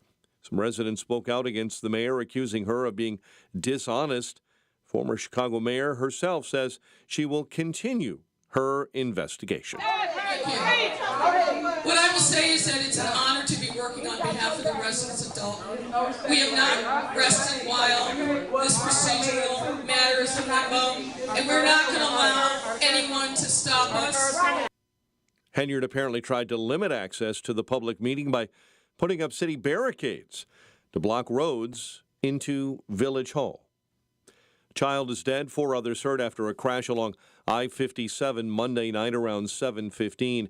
State police tell us it was a single-vehicle crash in the northbound lanes of I-57 near 107th Street. Monday was the deadline for candidates that didn't run in the March primary to file for ballot access. It was also the first hearing in a case challenging the prohibition of such candidates from being slated. The law Governor J.B. Pritzker hastily enacted last month after the legislature gutted another bill has been blocked by a Sangamon County judge. Monday, candidates filed their petitions in Springfield as Liberty Justice Center attorney Jeffrey Schwab represented many of the filers in the first hearing challenging the law. Government shouldn't be allowed to change the rules in an election in the middle of the process. It's fine if they want to change future rules where they think that this process is unfair. That's fine. But once the process starts, you can't change it and take it away from people. And that's exactly what they did here. Schwab says the preliminary injunction remains in place until the judge makes a ruling sometime in the coming days. Cubs and White Sox tonight. Sox have lost 11 straight, while the Bears gearing up for mandatory minicamp, and they're expecting Keenan Allen, the wideout who was not at OTAs, at this minicamp. The news, a service of Crosscom Public Adjusters. If your home or business has an insurance claim, Crosscom will help you get what you need and have coming to you. They've helped thousands. CrosscomPublicAdjusters.com. A check of traffic and weather on the way next on AM 560. Balance of Nature supplements, changing the world one life at a time. Nature is quite the artist, wouldn't you agree? The pigments that nature uses to paint its fruits and vegetables aren't there just for visual appeal. Those colorings are also essential to our nutrition. Hi, my name is Vincent Clemens, and I'm a registered dietitian nutritionist. I found that the vast majority of my clients rarely got enough servings of fruits and vegetables. Balance of Nature dietary supplements can provide more of the concentrated fruit and vegetable ingredients and these pigments. Please remember that consuming a balanced diet should be your first priority in improving your health.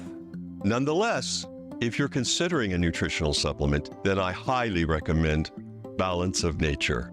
Go to balanceofnature.com and get 35% off your first order, plus a free fiber and spice supplement while supplies last as a preferred customer by using discount code CHICAGO. Suburban Welding and Steel is your local welding, fabricating, and repair shop where service and quality is number one. Their dedicated team of experts can repair a job on site or in their shop located in Franklin Park. They have the machinery needed to get your project completed with the craftsmanship and precision, so you can get back to business. Suburban Welding and Steel Services, more than just the manufacturing industry. They also service the food industry, heavy equipment, trucking, airports, and railroads. Walk-ins are also welcome, so if you need it welded, repaired, fabricated, or modified, Suburban Welding and Steel will do the laser cutting, machining, forming, and plate rolling for you. Or they have the materials you need in stock and ready for the purchase. And if you know a hardworking person looking for a career in the trade, Suburban Welding and Steel is looking to add to their team of experts. Visit suburbanweldingandsteel.com to see the full story on what they can do for you. suburbanweldingandsteel.com. Now there's a simple, easy, and effective way to clean your nose and protect your health. It's called Navage. Navage, available at navage.com. It is 6:39. Let's get an update on the roads now. Team Hochberg Traffic Center time. And this update is a service of Bank of America. Bank of America has powerful digital solutions for local and global businesses. So you can make every move matter. Visit bankofamerica.com/bankingforbusiness to learn more. Kennedy right now, it's an hour 5 already. O'Hare into the Burns Circle interchange. Disabled vehicle on the outbound Ike. You've got a left lane block between Manheim and St. Charles. Inbound Stevenson brake lights, Harlem Avenue, all the way to Kedzie this morning. Bishop Ford stop and go inbound between 115th and the Ryan Merge. Tri-State medical emergency blocking a left-hand lane. Driver struck some metal and went partially through the windshield. It's a major mess right now northbound on 294 at North Avenue. Chicago's Morning Answer with Dan and Amy continues next. Now your official Chicagoland weather forecast.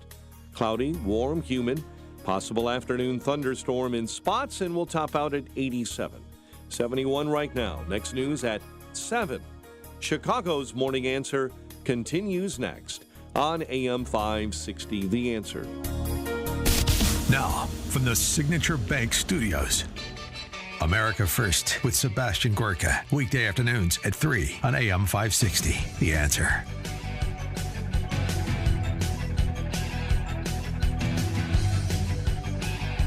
Top of the morning, Dan and Amy. One of the better exchanges with that sad little man, Dr. Tony Fauci, yesterday was Dr. McCormick, Dr. Fauci, Dr. McCormick, Dr. Rich McCormick, who's an anesthesiologist from Georgia, in addition to being a congressman from Georgia.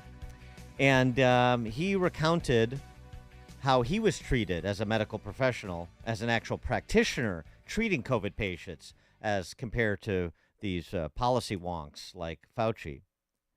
How he was treated by the policy wonks during COVID. It's been insinuated that politicians, only bloggers, only conspiracy theorists are disagreeing with you. I want to point out that I'm probably the only member of Congress that actually treated patients during the pandemic from the very beginning to the very end of the pandemic, during night shifts in the ER. Thousands of patients during that time. And in 2020, I was censored. My medical license was threatened because I disagreed with bureaucrats. Literally taken off the internet as a person who is treating patients with leading-edge technologies, developing theories, but doing my very best, but being censored by the United States government, for the first time stepping in and taking the place of medical professionals as the experts in healthcare.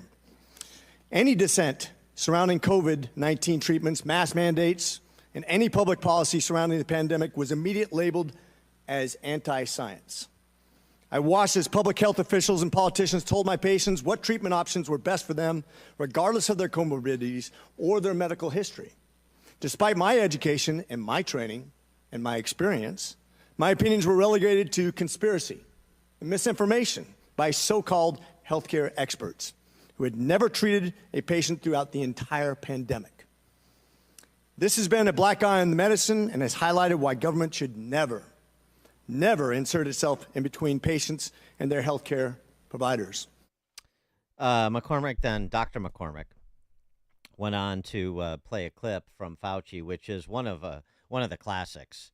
It's gets sort of, I mean, there's so much, it sort of gets lost, but I would put it right underneath to disagree with Tony Fauci is to disagree with science. Right underneath that is, do you remember his ideological bull jive comment? Ideological bull jive. That was those who were opposed to vaccine mandates. They were engaged in ideological bull jive, and there's a way to cure them of their ideological blindness. This was a interview that Fauci did with Michael Spector for an audiobook, and McCormick played the clip and then got a response from Fauci. You think can be done about it? I have to say that I don't see a big solution other than some sort of mandatory vaccination. I know federal officials don't like to use that term. Once people feel empowered and protected legally, you are going to have schools, universities, and colleges are going to say, you want to come to this college, buddy? You're going to get vaccinated. Lady, you're going to get vaccinated. Yeah. Big corporations like Amazon and Facebook and all of those others are going to say, you want to work for us, you get vaccinated. And it's been proven that when you make it difficult for people in their lives, they lose their ideological bullshit and they get vaccinated. Thank you. Are all objections to COVID vaccinations ideological bullshit, Dr. Fauci? No, they're not, and that's not what I was referring to. Well, in reference to making it hard for people to get education, traveling, working, I'd say it very much was in context. And I take great offense to this. You're not the only one. I mean, that's the statement that really showed what a thug Fauci is. Typical government thug, where it's, we're going to indemnify people that will do our bidding, and then we're going to impose our will. And then Fauci stands back and says, yeah, I only make recommendations. You know, my area is in the is infectious disease. I don't comment on things like economics or other public policy areas, which, of course, was also untrue. I'm so glad he played that because as everyone got to see the angry little man side of Fauci. McCormick closed his time with Fauci, offering this commentary. You affected people's ability to work, travel, be educated, to actually flourish in American society, to self-determine, as we're all given God-given rights. Shame on you. Dr. Fauci, you've become Dr. Fear. Americans do not hate science. I don't hate science. The American people hate having their freedoms taken from them. You inspired and created fear through mass mandates, school closures, vaccine mandates that have destroyed the American people's trust in our public health institutions. This fear you created will continue to have ripple effects over generations to come. You have already seen its effects in education, in the economy, and everything else. Quite frankly, you said, if you disagree with me, you disagree with science. Dr. Fauci, I disagree with you because I disagree with fear. For more on this, we're pleased to be joined by Wisconsin Republican Senator Ron Johnson. Senator Johnson, thanks for joining us. Appreciate it. Morning, guys. Hope you're doing well.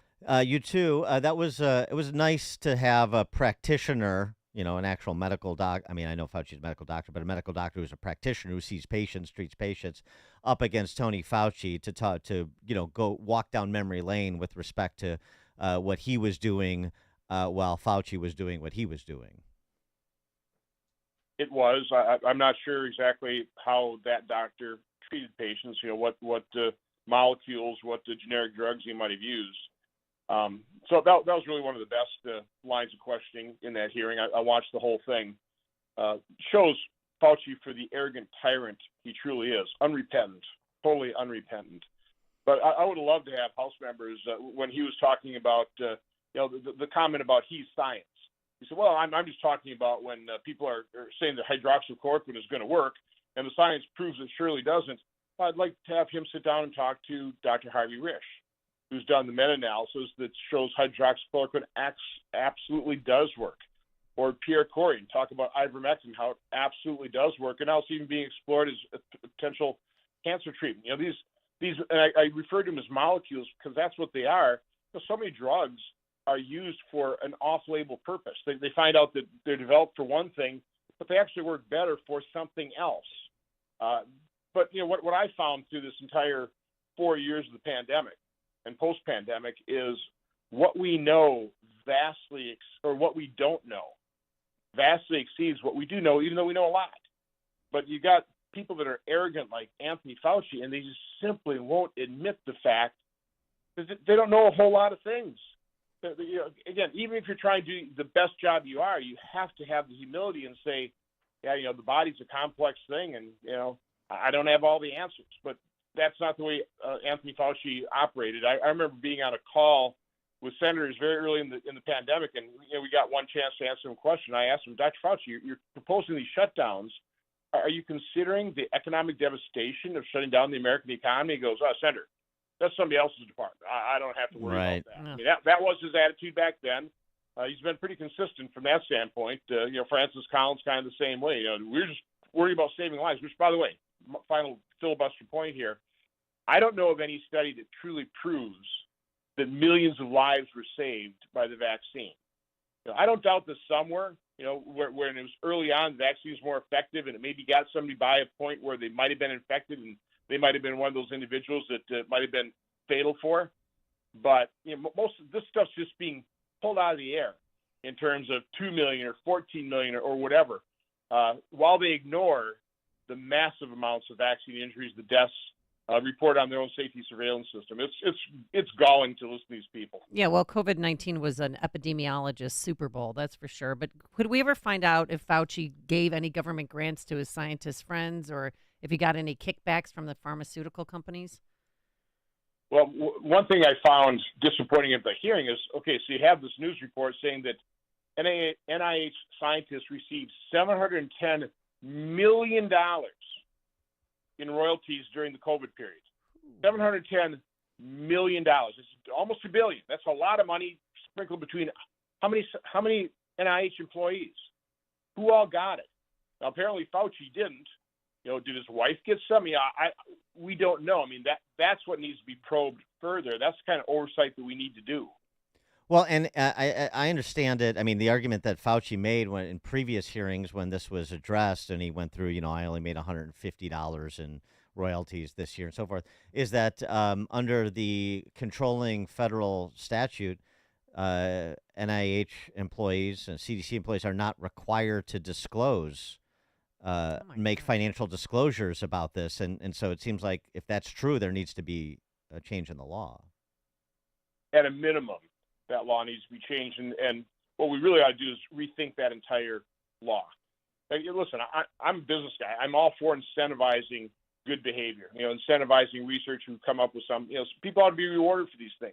But when you're also in the same position of evaluating whether a drug is safe, whether it's effective, whether it can cause harm, whether it should be improved, you need to be completely unbiased. At a minimum, right, we need to actually have independent boards, not people like the folks who sat on the panel to evaluate remdesivir, where a lot of them, I think it's 9 or something, I can't remember the exact number, has some conflict with Gilead. Some associated with Gilead, the makers of remdesivir. That's not independent. No, that's right. I mean, the issue is self-dealing, right? I mean, I'm getting royalties from Pfizer, and then I'm making a decision to give Pfizer a grant to do X, Y, or Z. Well, it's just like, that's just, self-dealing 101. It's not that complicated. Obvious conflict. Well, it's also the revolving door. So I'll prove that right. drug, and then I get a high-paying job for the rest of my life at Pfizer or whatever, which of course is what happened with Scott Gottlieb and others, Stephen Hahn. I mean, all these, it's just a revolving door. They work for a pharmaceutical company, they come work for government, get the approvals, get the pat on the back, and then they get the big financial reward by going back to work for that same pharmaceutical company. So that, again, total corruption, total capture of our federal health agencies by big pharma. And unfortunately, I don't think that, quite honestly, that subcommittee has done a very good job of really exploring that and doing oversight on that. You've got a lot of doctors who are part of the medical establishment on that panel. Again, God bless the congressman that you were highlighting there, because he actually he had the courage and compassion to treat COVID patients. He paid the price. He was vilified. Other doctors were as well. It's pretty sick what happened, and we're not fleshing that out. We're not highlighting that enough, from my standpoint. The question that comes is, okay, so what are the consequences if Fauci lied under oath, and perhaps there are other transgressions that rise to a criminal nature? Jim Jordan has talked about the House Oversight, Judiciary going to make criminal referrals, power of the purse. We hear that from Republicans, but particularly in the House, we're not seeing it. And obviously the Senate, you're in the minority, so it's an issue. But I mean, the prospect, if there is a change in leadership in Congress and the White House come November, that this can be revisited and some real consequences can be imposed on some people who, based on the evidence, violated the law. It's hard to say whether it's, lied under oath, certainly arrogant under oath. Fauci's pretty good to just not recall things that he doesn't want to disclose. I was disappointed that nobody on that panel asked, well, hey, Dr. Fauci, I know Senator Johnson has been for 3 years, been trying to get the final 50 pages of your emails, with people like Jeremy Farrar and these other folks, unredacted. How come HHS isn't willing to show us what you were emailing, those last 50 pages worth? What was redacted is incriminating enough in terms of your cover-up. So there's so much that needs to still be exposed. Again, I know people want accountability, but the accountability first starts with exposing the truth. And quite honestly, with a guy like Fauci, absolutely humiliating him. Okay, he needs to be humiliated, because the harms he caused through his arrogance are just incalculable. He is Wisconsin Republican Senator Ron Johnson. Senator Johnson, thank you as always. Appreciate it. Have a great day. Thank you. And he joined us on our turnkey.pro answer line. Connect with Dan and Amy on the AM 560 The Answer mobile app. Just text the word app to 64636 to download the app today. This is Albert Mogler for townhall.com. Just say it to yourself. A Manhattan jury has convicted former President Donald Trump on 34 felony counts. Every part of that is important. We are now looking at one district attorney in the United States in a place like Manhattan who's brought a prosecution against a former president, and let's face it, it was political. Alvin Bragg picked it up, and the rest is now history, except history still being written. We are about to find out what Americans actually thought about this trial. And quite frankly, it is unlikely to change many minds looking at the November election for the office of President of the United States. Americans are likely to factor this in and understand it for exactly what it is. The big challenge for America is knowing what this means for the future of our political culture. Have we now become one of these countries where we go after former chief executives? It's a big question, and let's hope the answer given there in New York is not the last word. I'm Albert Mohler. AM 560, The Answer. You know what that sound means? It's time for In-Depth History with history teacher Frank from Arlington Heights, because there's nothing new in this world, only the history you don't know. Take it away, Frank. Good morning. Even though it took place in the courts, Donald Trump's conviction is really just the latest but most direct conflict between the president and the unelected bureaucracy since the beginning of the republic. The early battles between the Jeffersonians and Hamiltonians included attempts to both shrink and expand the government. But then the disastrous War of 1812 led to the dialectical tension between a pro-government uniparty in D.C. and its supposed antithesis, the populist hero of the Battle of New Orleans, Andrew Jackson. Old Hickory, though, actually increased executive power, but also reapportioned it from the bureaucracy to himself. His spoil system ensured that he made more federal appointments. His defeat of the Second Bank of the United States allowed him to allocate tariff revenues to favored regional pet banks. But despite all of his battles versus Henry Clay and the Whigs, the bureaucracy both grew and became more incompetent as presidents spent their first months in office just interviewing job applicants. It got so bad in 1881 that President James Garfield was assassinated by Charles Guiteau because he feared that Garfield would sign his civil services reform bill.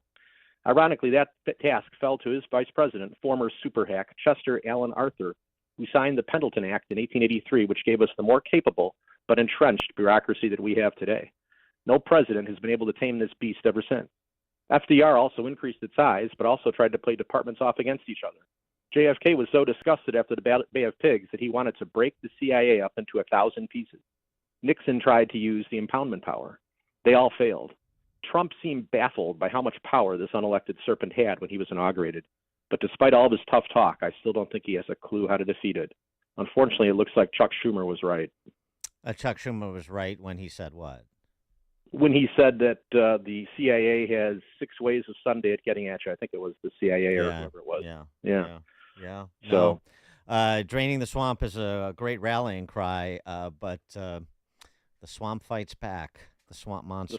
The swamp needs to be disincentivized. I mean, everybody's tried to get at the bureaucracy, and nothing seems to work. And this is something that goes back really to ancient history too. I mean, kings and monarchs and pharaohs and others tried to deal with their bureaucracy, and it's something that's really an age-old problem. It really is.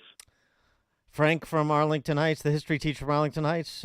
Frank, thank you as always. Wonderfully done. Coming up at 7:07.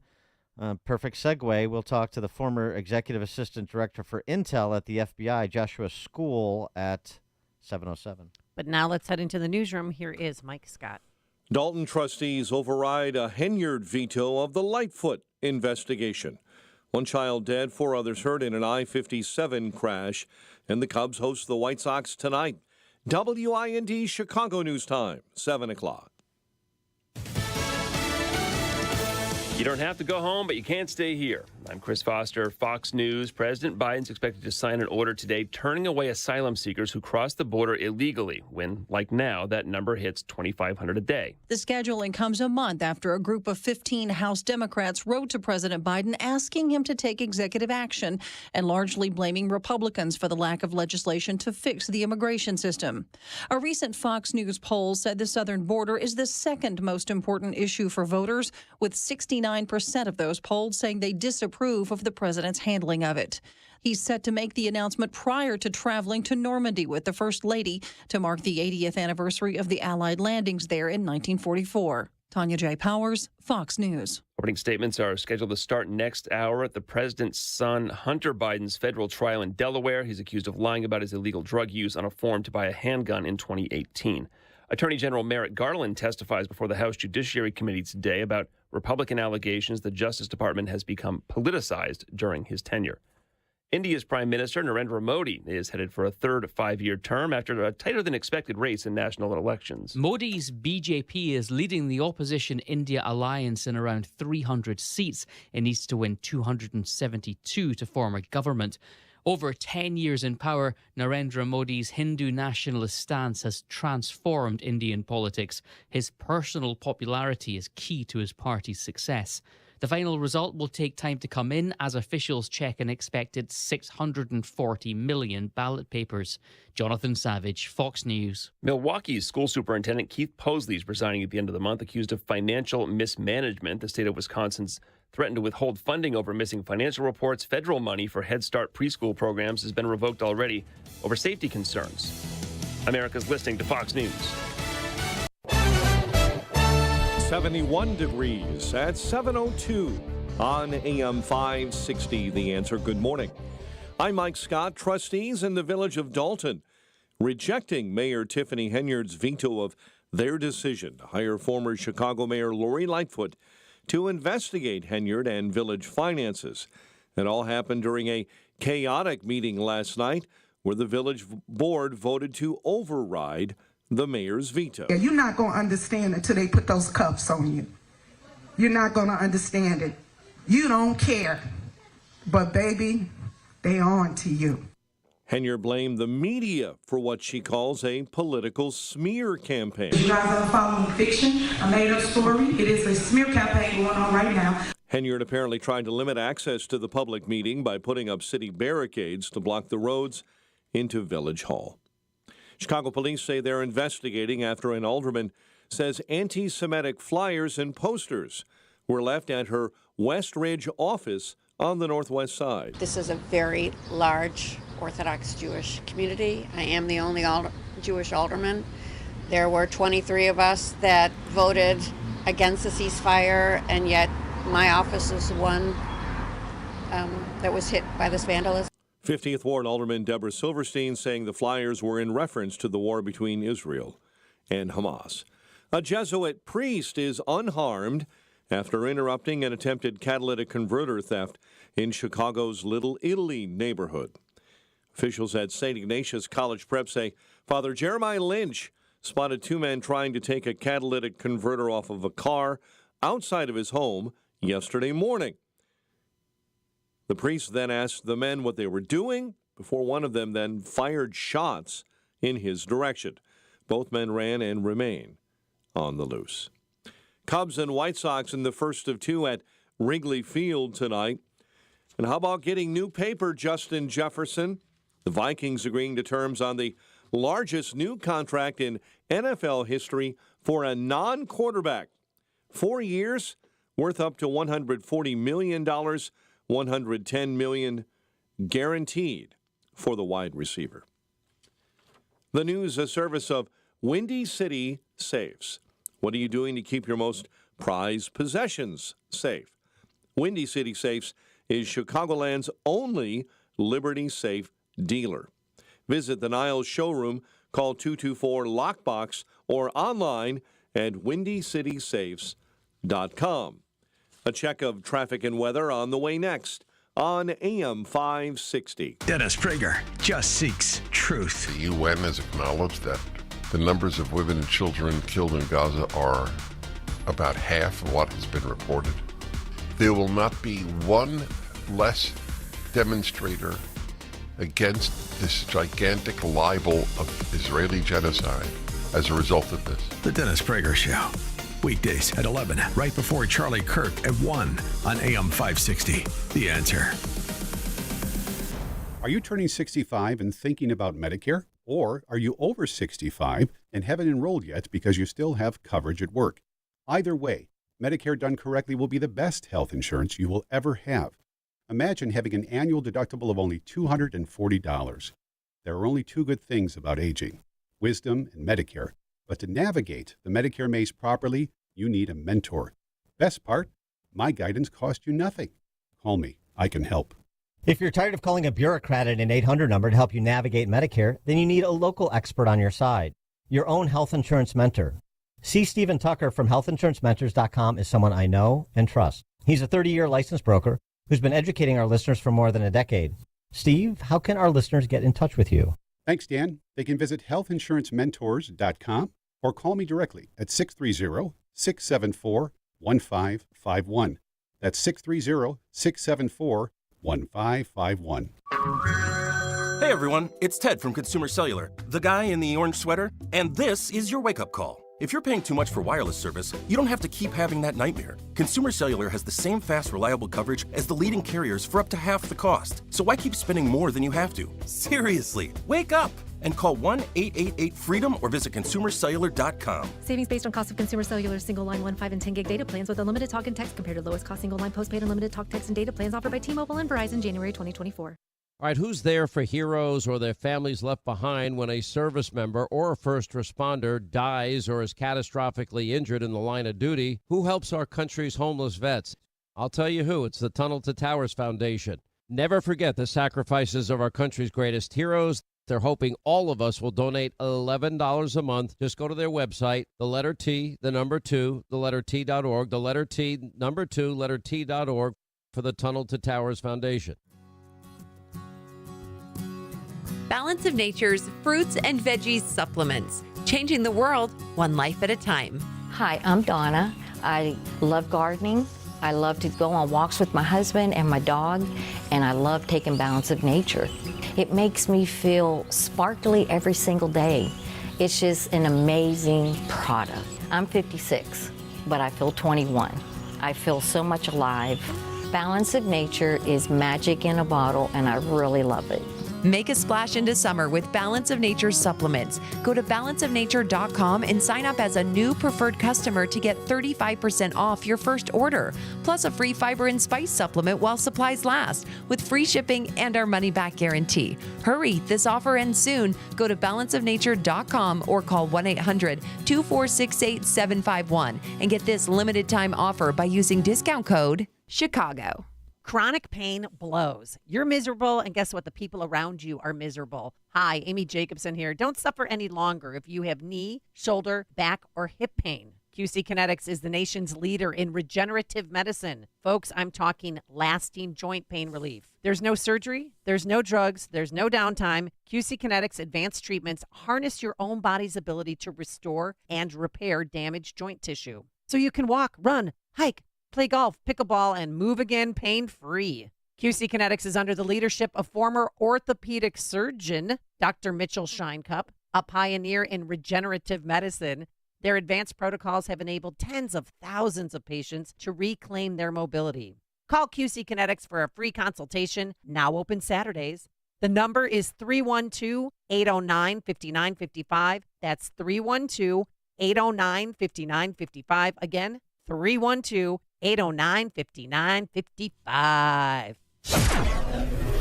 7:09 Team Hochberg Traffic Center time, and this update is a service of Health Insurance Mentors. Are you 65 or older and thinking about Medicare?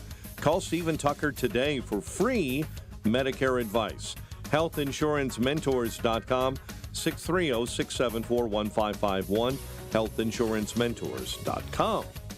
Kennedy inbound 72 O'Hare into the Burns Circle interchange.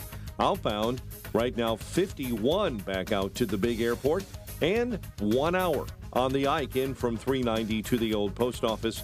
Watch out on the outbound side. Disabled vehicle, left lane blocked near St. Charles, backing up to 9th Avenue right now. Delays on the tri-state. You're taking care of a medical emergency and an accident there. Northbound on the tri-state near Grand Avenue curve, and you're backed up to the Stevenson. Chicago's Morning Answer with Dan and Amy continues next. AM 560 Weather Center forecast with Steve Williams. More clouds than sun. Thunderstorm today. Warm and humid. The high 87. Cloudy, warm, and humid. A heavy thunderstorm tonight. Could get some flash flooding. Low 69. Thunderstorm early tomorrow morning and partly sunny, less humid by the afternoon. The high at 81. I'm Steve Williams on AM 560. The Answer. 71 at O'Hare. Next news 7:30. Chicago's Morning Answer continues next on AM 560. The Answer. Now, from the Signature Bank Studios. This is Chicago's Morning Answer with Dan Proft and Amy Jacobson on AM 560. The Answer.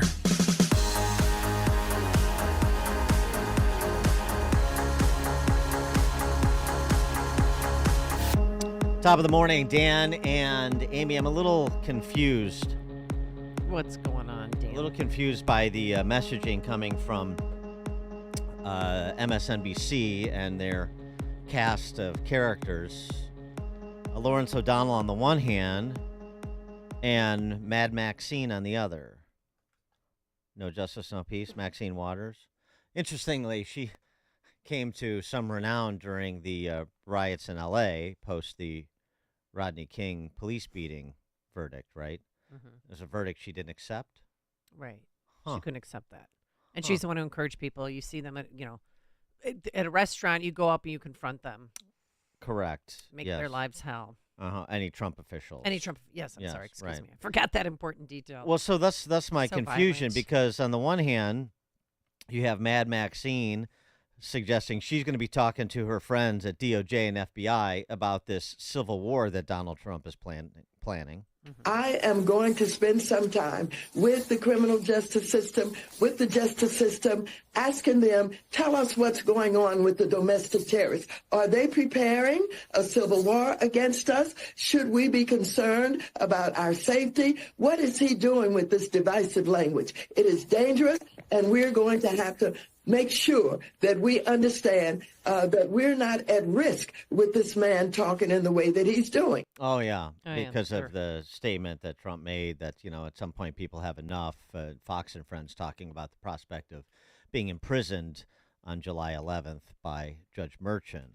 So Maxine Waters, she's getting ahead of the civil war that Trump's planning. But then Larry O'Donnell says there's nothing to be concerned about. Oh.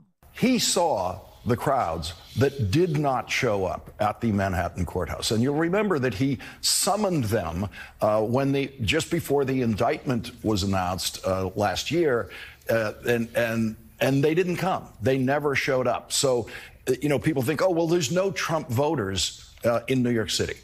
There's 85,000 of them. On the island of Manhattan alone, 85,000 of them. When you add in Brooklyn, Queens, nearby New Jersey, northern suburbs, there's a few million Trump voters within an hour of that courthouse. They did not come. They are not motivated to go out there and protest for him over his conduct with Stormy Daniels and what he did to cover it up. And I don't believe that there is any serious threat of what Donald Trump would be hoping for, which is some kind of rerun of January 6th. You got to remember how many of those people are in prison, and the rest of them, their mothers are telling them, don't do that again. And I just don't think that threat is really there.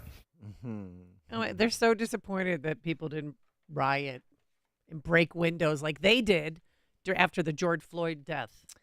Yeah, I mean, although... So sad, too bad. just $2 a billion worth of damage back then, by the way. Point of order for Larry.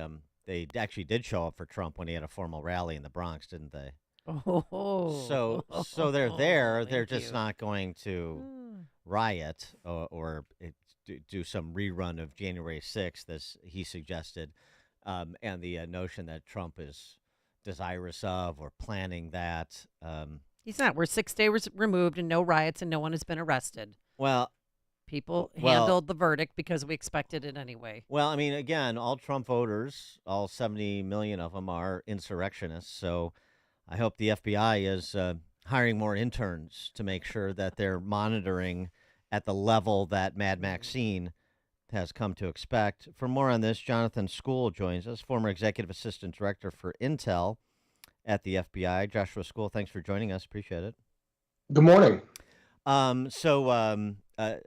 You heard the distinguished member of Congress from Florida, Maxine Waters, is very concerned about this Trump-incited civil war. Is the FBI on that job? So the FBI is not going to be on the job of taking their direction from members of Congress, first of all. Secondly, they are seriously taking the domestic threat, which has been on the rise for the last several years due to a host of different beliefs and ideologies. So they take terrorism very seriously. Well, yeah. I mean, I'm sure that's in part true. And in part, it's difficult to take seriously when the Richmond office treats Catholics who attend the Latin Mass as a possible domestic terrorist threat. when it does. I'm not saying that there are not mistakes that aren't made. Yeah. I'm not suggesting that. But no, it is true. And they do take terrorism seriously. And they do look at those things that are radicalizing our populace, whether it's from international or domestic terrorism. And they look for those that cross the line that incite violence. So when Rashida Tlaib speaks at an event in Detroit, sponsored by an organization that's listed as a terrorist organization by the United States State Department, the FBI is looking into Rashida Tlaib and that organization and her ties to said organization? Well, we don't know what they're looking into as far as the congresswoman goes, right? But if there is a organization that has substantive ties to international terrorism, then the FBI is investigating it. Students for Justice on Palestine, all that we've seen on the streets and on the college campuses, is that an area where you believe the FBI is minding the store? Well, there's difference between, Palestinian people and Hamas, correct? Yeah. Correct. Yeah. Right? So people that are supporting the Palestinian people versus Hamas would be a big distinction. I'm aware of the distinction, but that's not the question. The question is Students for Justice in Palestine, outside organizations that have some shadowy funding that are talking about, not talking about protests, but chanting, not pro-genocide slogans, calling for the killing of hostages that Hamas currently has, as far as we know. I mean, if it was white supremacists marching through Charlottesville calling for black people to be killed, I'm pretty confident the FBI would be paying attention. So that's what I'm asking with respect to these pro-Hamas protesters on college campuses, and that's what they are. Yeah. So, well, that's your opinion, and so, but actually, it's not my opinion. There are in some regards, it is your. Well, opinion. I'm talking about specific. I'm talking about specific organizations. Let me finish, and then we can have a discussion. So, for those that are calling for the incitement of violence, the FBI does investigate those. Sans, background. Doesn't matter. So yeah, while it's not public and we all would like to see things out there in the public so we can judge it, investigations generally are generally and supposed to be in the background until there's a charged document. So as we know, for these folks that are supporting Hamas on campuses, and as has been reported, not all of them students, yes, the FBI would be taking an active investigation into those calling for violence. Yeah, but they're they're chanting death to America, death to Israel. Are they investigating? I mean, because we're going to have the DNC coming up here, quickly in a few months. And what is the FBI going to do? Are they proactively investigating these people? Because we know who they are. We do know who they are, but it is a balance between freedom of speech and those that are actually looking to conduct violence. It is. I'm not saying it's easy, folks. It's not. It's hard. And so and just to draw your parallel to Charlottesville, not everyone that was down there was an FBI investigation. So I understand the frustration and I understand where we stand, but there is the right to protest, there is the right to freedom of speech, and then there is the crossing of line where somebody's actually going to commit violence that makes the tipping point. But have FBI undercover agents with the FBI? Have you infiltrated these groups? Like, were there some in Charlottesville? Were there some at January 6th? I don't know the answer to that. I mean, I know what was reported. I mean, I hope that folks have insight into these groups from that perspective so that we can prevent bad things from happening. Do you think that the FBI should be forthcoming about what at some point? I mean, I don't know how many years it would require, but at some point about what, if any, personnel were on site on January 6th, and what they were doing if they were there, since Christopher Wray doesn't know if they were there or not? So I think if the FBI had informants there, then that should and likely was reported behind closed doors to Congress, and it was likely given not for public consumption. Now, the debate is, should it be for public consumption, and should others be able to judge whether or not that was an appropriate use of human intelligence? Possibly. Well, I mean, what's the standard? I guess. I mean, I understand that there are fact specific differences with different circumstances, different investigations, different operations, but there has to be some sort of protocol about what we're going to disclose and what we're not, because the protocol seems to be that we're just going to use sort of ongoing investigation as a cover to never have to disclose anything. Well, I disagree with that. I mean, the protocol is that they have their oversight committees and they report to them. And their oversight committee is not all of Congress. And I know some of our congressional leaders believe that they should have the right to any information they request, but that is just not what happens. That's one. And two, remember that the FBI is part of the Department of Justice. So many of these requests have to route through justice, and justice determines often what can be shared and when and with whom. There is a lot of information shared with the Gang of Eight, who is a bipartisan committee, as you well know, and that is not in the public. And so, there's good reasons there is not in the public, is because there's sensitive operations that are ongoing that are actually trying to protect us. And I know many people don't want to believe that, but that is the truth. And the Hunter Biden trial kicked off this week. Anything that the IRS whistleblowers said about their interactions with the FBI and the federal investigation into Biden Incorporated or Hunter Biden that concerns you about the FBI's conduct as it pertains to Hunter Biden? You know, in fairness, I didn't watch all of the testimony from the IRS agents. I do remember that there was a prosecutor who did not believe that they had enough initially to bring the charges. I know, having been an investigator and believing that you had charges on outside of the political realm, outside of that you really believe that you could and should be charged, and the prosecutor has to take it to trial, doesn't. And that's a healthy, natural tension between investigator and prosecutor. Well, but what the whistleblowers testified to was that FBI agents were running interference into the investigation. I don't believe that. Well, that's what they said. I understand that's what they said. You don't believe that? You believe the FBI has been on the level on the Biden investigation? I do. In my almost 22 years in the FBI, I have never seen somebody try and tip the scales politically, whether that was as an investigator in Chicago to a senior executive. Not one time internal to the FBI. What about James Comey and going to the Trump Tower to talk to President Trump about, a Steele dossier that was fake? What is your feelings on him? On James Comey? Yeah. I think he. You don't think he tried to interfere with an election? I don't. I think there may have been some decisions that were made at the time that, looking backwards, that should have been done differently. But I was also present for some of those decisions, and they were difficult times. I remember that when the decision was made not to charge Hillary Clinton, the Republicans were up in arms. And then when the investigation was reopened, the Democrats were up in arms. So we don't care about pleasing parties. The Hunter Biden laptop.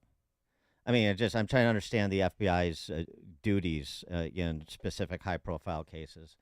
The Hunter Biden laptop. So you had this all the earmarks of a Russian disinformation campaign op-ed in advance of the 2020 election. When the FBI had possession of Hunter Biden's laptop and knew it was Hunter Biden's laptop. Is there any duty to dispel a favorite word these days, misinformation, when it's coming from former intel and law enforcement? I think it is, and I think if there's mistakes that were made, I think those should be acknowledged. Absolutely. I think it took an inordinate amount of time to get the search warrant for Hunter Biden's laptop, and that certainly should have been expedited. And so, I mean, I know you said you haven't personally seen, a colleague, a supervisor try and put their finger on the scale in a political way during your time at FBI. But do you believe that is happening at the FBI in present over the last several years? I don't. I don't believe that. I know too many of the folks there that and had worked around several of them to know that is not happening. I think difficult decisions are being made, and those decisions rightfully are being scrutinized, especially in today's environment. And I think and I think that for some of the leaders, that is something that has to, they have to stand up and be accounted for. Do I think there are at times, or have been historically, some decisions, if they had different information, they would have made different decisions? Yes. You mean like Kevin Kleinsmith altering an email? Well, actually, Kevin Klein, yeah, 100%. But he also was charged. Well, hold on. Yeah, I understand. And a lot of people can't. What's that? I understand he was charged. Yeah. And should have been. Yeah. And what the American public didn't see and couldn't see is the visceral reaction from the folks that found out about that internal to the FBI. Visceral reaction. And so it's hard to convey that to the American public of how the disdain that the folks I was associated with had when that was discovered. So, we used to have, Kevin Brock, the former assistant director of counter intel at FBI, was a frequent guest on our show, and we would talk a lot about the FBI in these instances. And so he was senior level, and unfortunately, he recently passed away, as you undoubtedly know.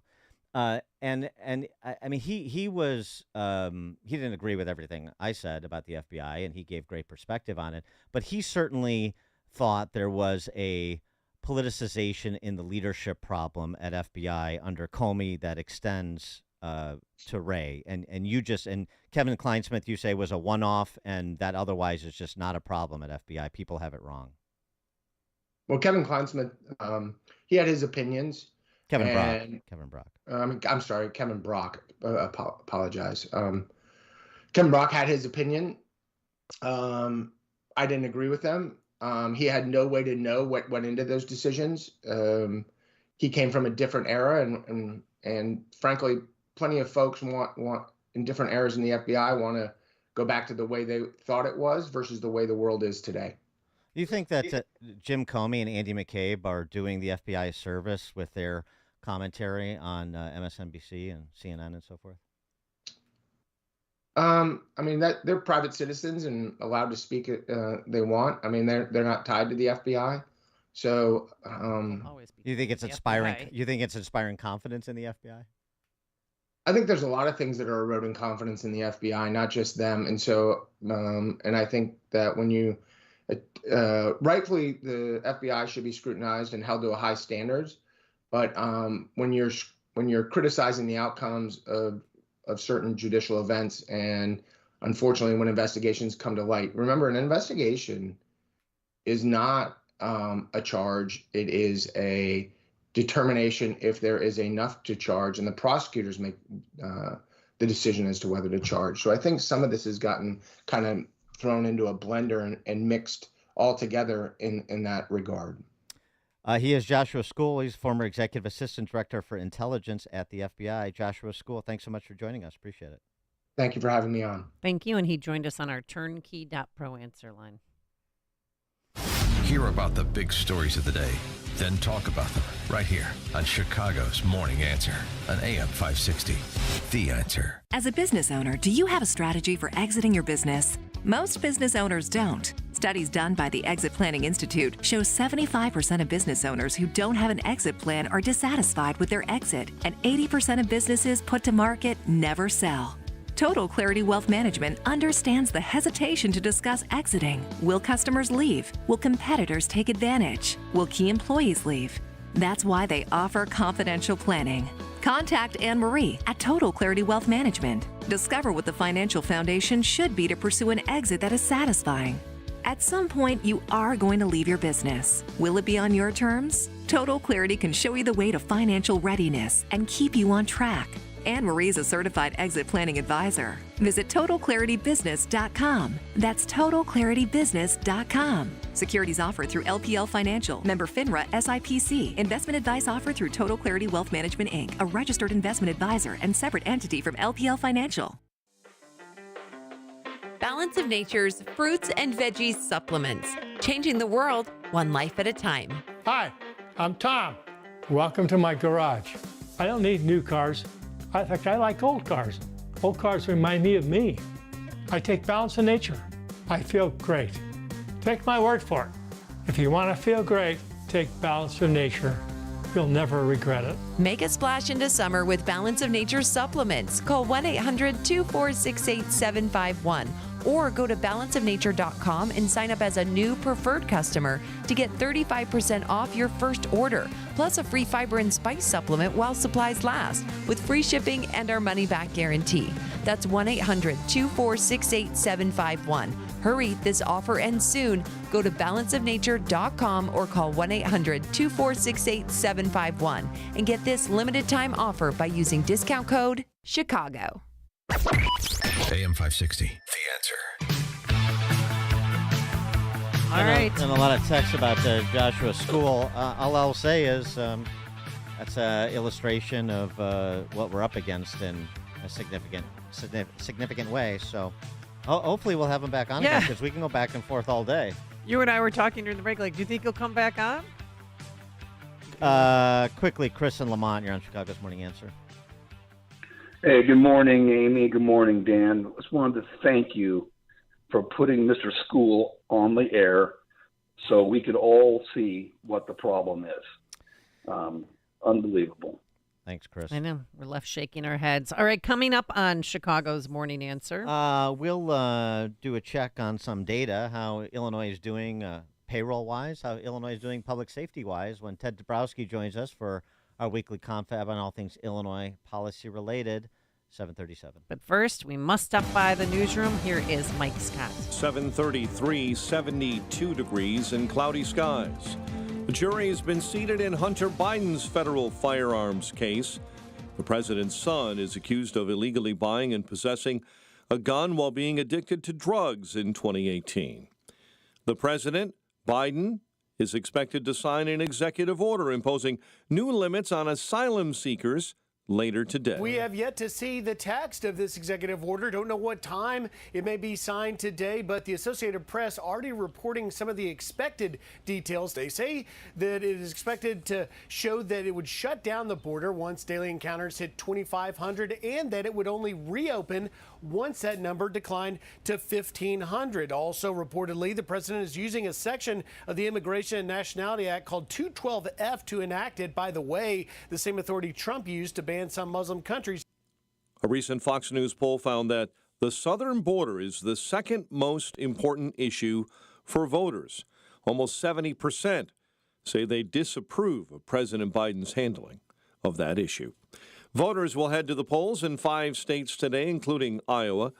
This morning, 2 University of Texas professors are suing over President Biden's expansion of Title IX rules on campus. The professors declared that they will not excuse class absences for students who get abortions and will not honor students' request to be referred to by the pronoun they. Close to 100 fire hydrants have been stolen in L.A. County so far this year. 100. 85 of them have been stolen additionally in unincorporated communities. Authorities say thieves are selling them at metal recycling yards. Trustees in the village of Dalton are rejecting Mayor Tiffany Henyard's veto of their decision to hire former Chicago Mayor Lori Lightfoot to investigate Henyard and village finances. A child is dead. 4 others are hurt after a crash along I-57 last night. It was a single vehicle crash, and Illinois State Police tell us it happened in the northbound lanes of I-57 near 107th. We are watching I-57 right now as well.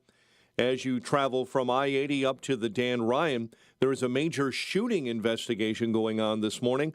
It's northbound between 119th and 111th. You have solid traffic right now heading into 119th, where you are completely diverted off I-57. You can get back onto I-57 northbound at 111th. It is a canvas due to a shooting that occurred overnight. Cubs host their crosstown rivals, the White Sox, at Wrigley tonight. The Bears gearing up for mandatory minicamp today. The news, a service of Del Bacchio Marchetti Group of Ad Properties, Christie's International Real Estate. Experts in the northwest suburbs and Chicago with over $800 million in sales. You'll get the most value for your home, 708-828-0000. And a check of traffic and weather on the way next on AM 560. Mike Gallagher is concerned for the president. You got to see the video clip, and then you got to call me and tell me what in the world is wrong with the guy. His eyes are like frozen open. I've never seen anything like it. Certainly never seen him like this. There is something seriously wrong with him. And he's a couple weeks from trying to get on a debate stage with Donald Trump. Good luck. The Mike Gallagher Show, weekdays at 9, right before Dennis Prager at 11 on AM 560. The Answer. It's Reveille. In the Illinois budget are billions of grants going to hundreds of nonprofits that don't appear to have any public purpose. Usually, politicians complain about items hidden in the budget months after the budget has been signed into law, like the new benefit hidden in last year's budget that makes taxpayers pay for very expensive weight loss drugs. No doubt, similar hidden expenses are in this year's Illinois budget. The 3,389-page budget bill lays out $53 billion in spending, the most in the history of the state. Despite the length of the budget bill, though, there's no excuse for voting for millions in unverified grants to nonprofits. This spending was not hidden. Any legislator only needs to read to page 12 to find the first completely non-essential handout to a special interest nonprofit. $500,000 for the Irish American Heritage Center? Not much further on page 33, begins a list of millions of other grants to other nonprofits. The Indo-American Center is receiving $3 million from taxpayers. Their mission is to help new immigrants from South Asia get settled in America, including giving them advice on how to get government benefits. The Institute for Positive Living is getting $1 million. They serve youth in Chicago. Their website hasn't been updated for 2 years.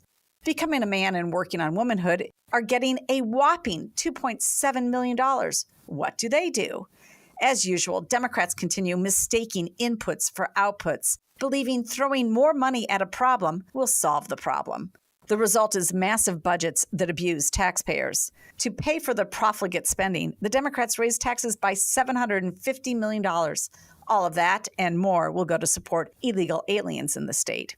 Time to stop the insanity and vote the Democrats out of office.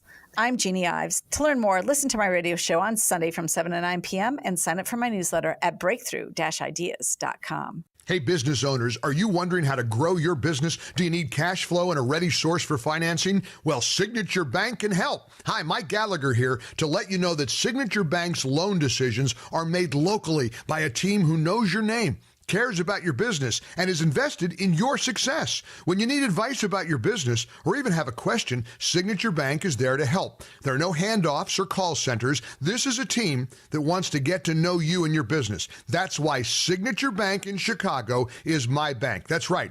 I'm a customer. When I call, someone picks up the phone on the other end. And with Signature Bank, I can securely bank anywhere, anytime. Reach out to my friends at Signature Bank. Call 773-467-5630. That's 773-467-5630. Or visit them online at signaturebank.bank. Signaturebank.bank. Your business could be Signature Bank's next success story. Member FDIC, Equal Housing Lender. Don't let a cold, sinus infection, or allergies ruin your day. Breathe easier, sleep better, and feel healthier with Navage. Visit Navage.com. Walmart, Walgreens, CVS, or a store near you. 7:40, a check of the roads. Team Hochberg Traffic Center time, a service of Fox Valley Coins. Currently buying all gold and silver bars, coins, silver dollars, rare date, proof, and mint sets. Visit foxvalleycoins.com. Just told you about major trouble on I-57. State police have just told us they've reopened northbound I-57 between 119th and 111th, all due to an overnight shooting and a canvass that has been taking place this morning. DuSable Lakeshore Drive, stop and go in the construction zone. Northbound between Oakwood and 31st, where 2 right lanes are taken out. An earlier medical emergency on the Tri-State 294 northbound at North Avenue has been cleared. Still, though, backups to the Stevenson. Chicago's Morning Answer with Dan and Amy continues next. AM 560 Weather Center forecast. Cloudy, warm, and humid will build toward afternoon thunderstorms and a high of 87. 72 in clouds right now. Next news at 8. Chicago's Morning Answer continues next on AM 560 The Answer. Now, from the Signature Bank Studios. Insert Democrat socialist here. Runs the Democratic House floor for 30 plus years running. He's promising this and he's stealing that. Where can you get that kind of money? He's using your house like his own piggy bank. You ought to know by now. You can pay off your house here in Illinois, but you can never keep up with the taxes. Oh, how it's always been the plan to have a taxpayer pay, no doubt. Not a matter of if anymore, but when you're moving out. Top of the morning, Dan and Amy, and that theme music means it's time for our weekly conversation with Ted Dabrowski, president of WirePoints, wirepoints.org, all things Illinois policy related. We brought you number 12 this year earlier in the program, the 12th person charged with murdering or trying to shoot to kill someone while on felony pretrial release. That was 12 this year. It was a guy who had a domestic, who also had a stolen car charge that were pending, and he shot into a car containing off-duty sheriff's police. Thankfully, no one was hurt, so now he's got an attempted murder charge, too. Number 37 from last year. You know, it takes a while for the numbers to settle when you have this much carnage on the streets of Chicago. Number 37 last year. Month after a judge removed the ankle monitor from this thug for possessing a stolen SUV, the 29-year-old participated in the robbery and murder of an Uber driver. Oh, that's nice. He's also accused of being part of an armed robbery crew that robbed a woman in Bucktown this past March. He is the 37th person charged with murdering or trying to shoot or kill someone last year, 2023, while on felony pretrial release. Those crimes involve 53 victims, 19 of whom died. Preventable crimes, as we talk about. But I know from BLM Brandon that it's working. They know what to do, and it's working. And murders and shootings are slightly down from 30-year highs last year. And so it's working. Carjackings are down, they claim. It's working. I don't think that's true. But it's working, and they know what to do. That's what you should know. So pay no attention to the fear porn that is perpetuated by, well, all the nightly newscasts in Chicago.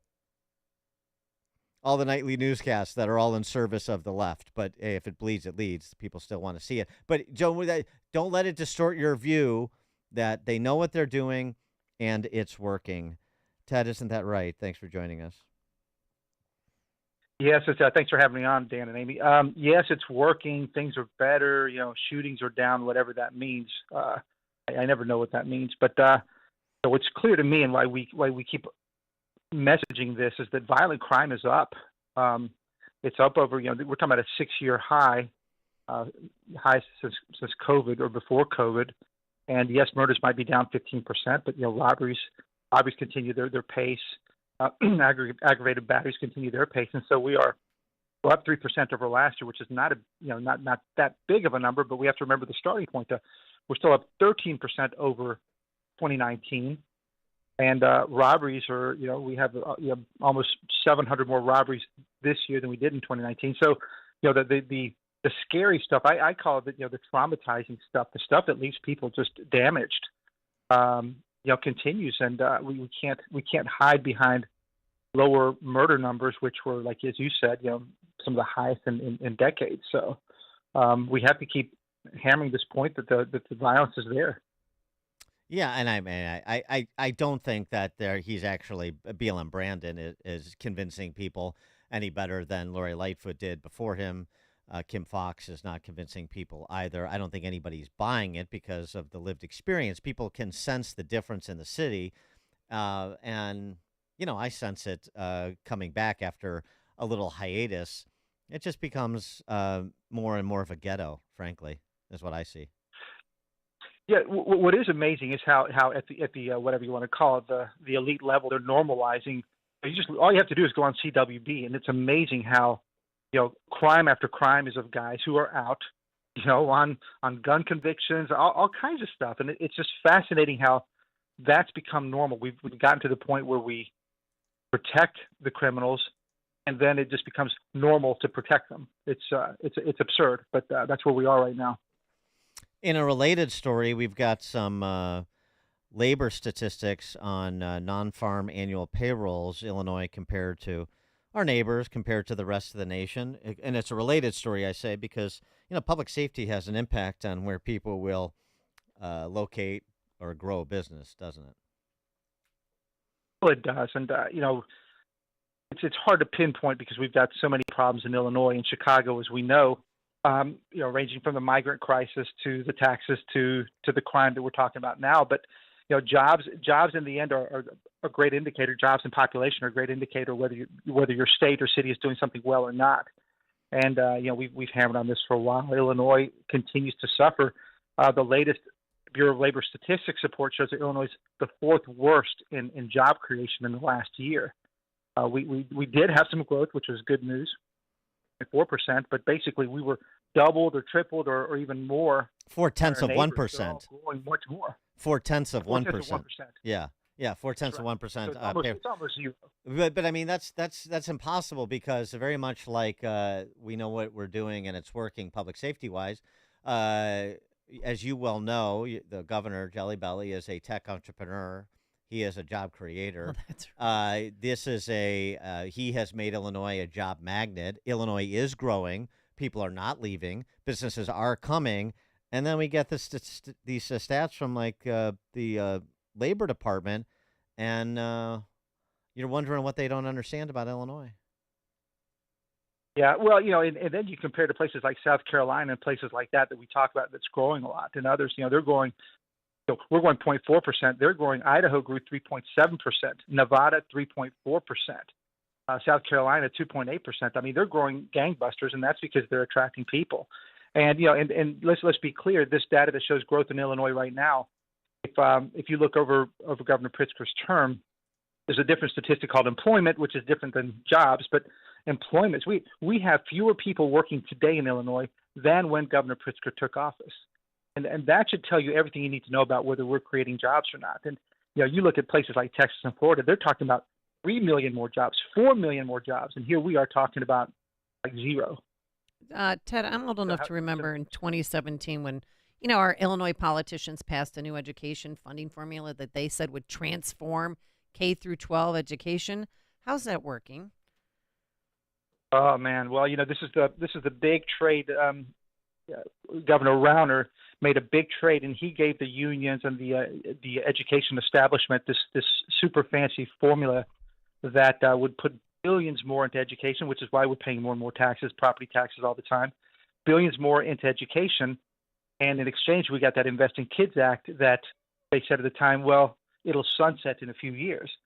Well, the scholarship program sunset, but they're still benefiting from these massive billions in spending that we do for education. And the results are, it's a big flop. Governor Rauner passed that. Pritzker loves it, called evidence-based funding. And the only evidence we see of this formula is that it's a flop. It doesn't work. It takes people's money. Reading results and math results go down. This is great. I mean, this is like the superintendent story you did last week that garnered a lot of attention. About pensions. These are I got just some examples here. So McHenry County, the Richmond Burton Community High School District 157, McHenry County, they saw a 26% increase in funding from 18 to 23. and a 20% decline in reading proficiency. I mean, it's not a funny matter, but it's just the whole thing is so laughable. It's just so laughable. It's a joke.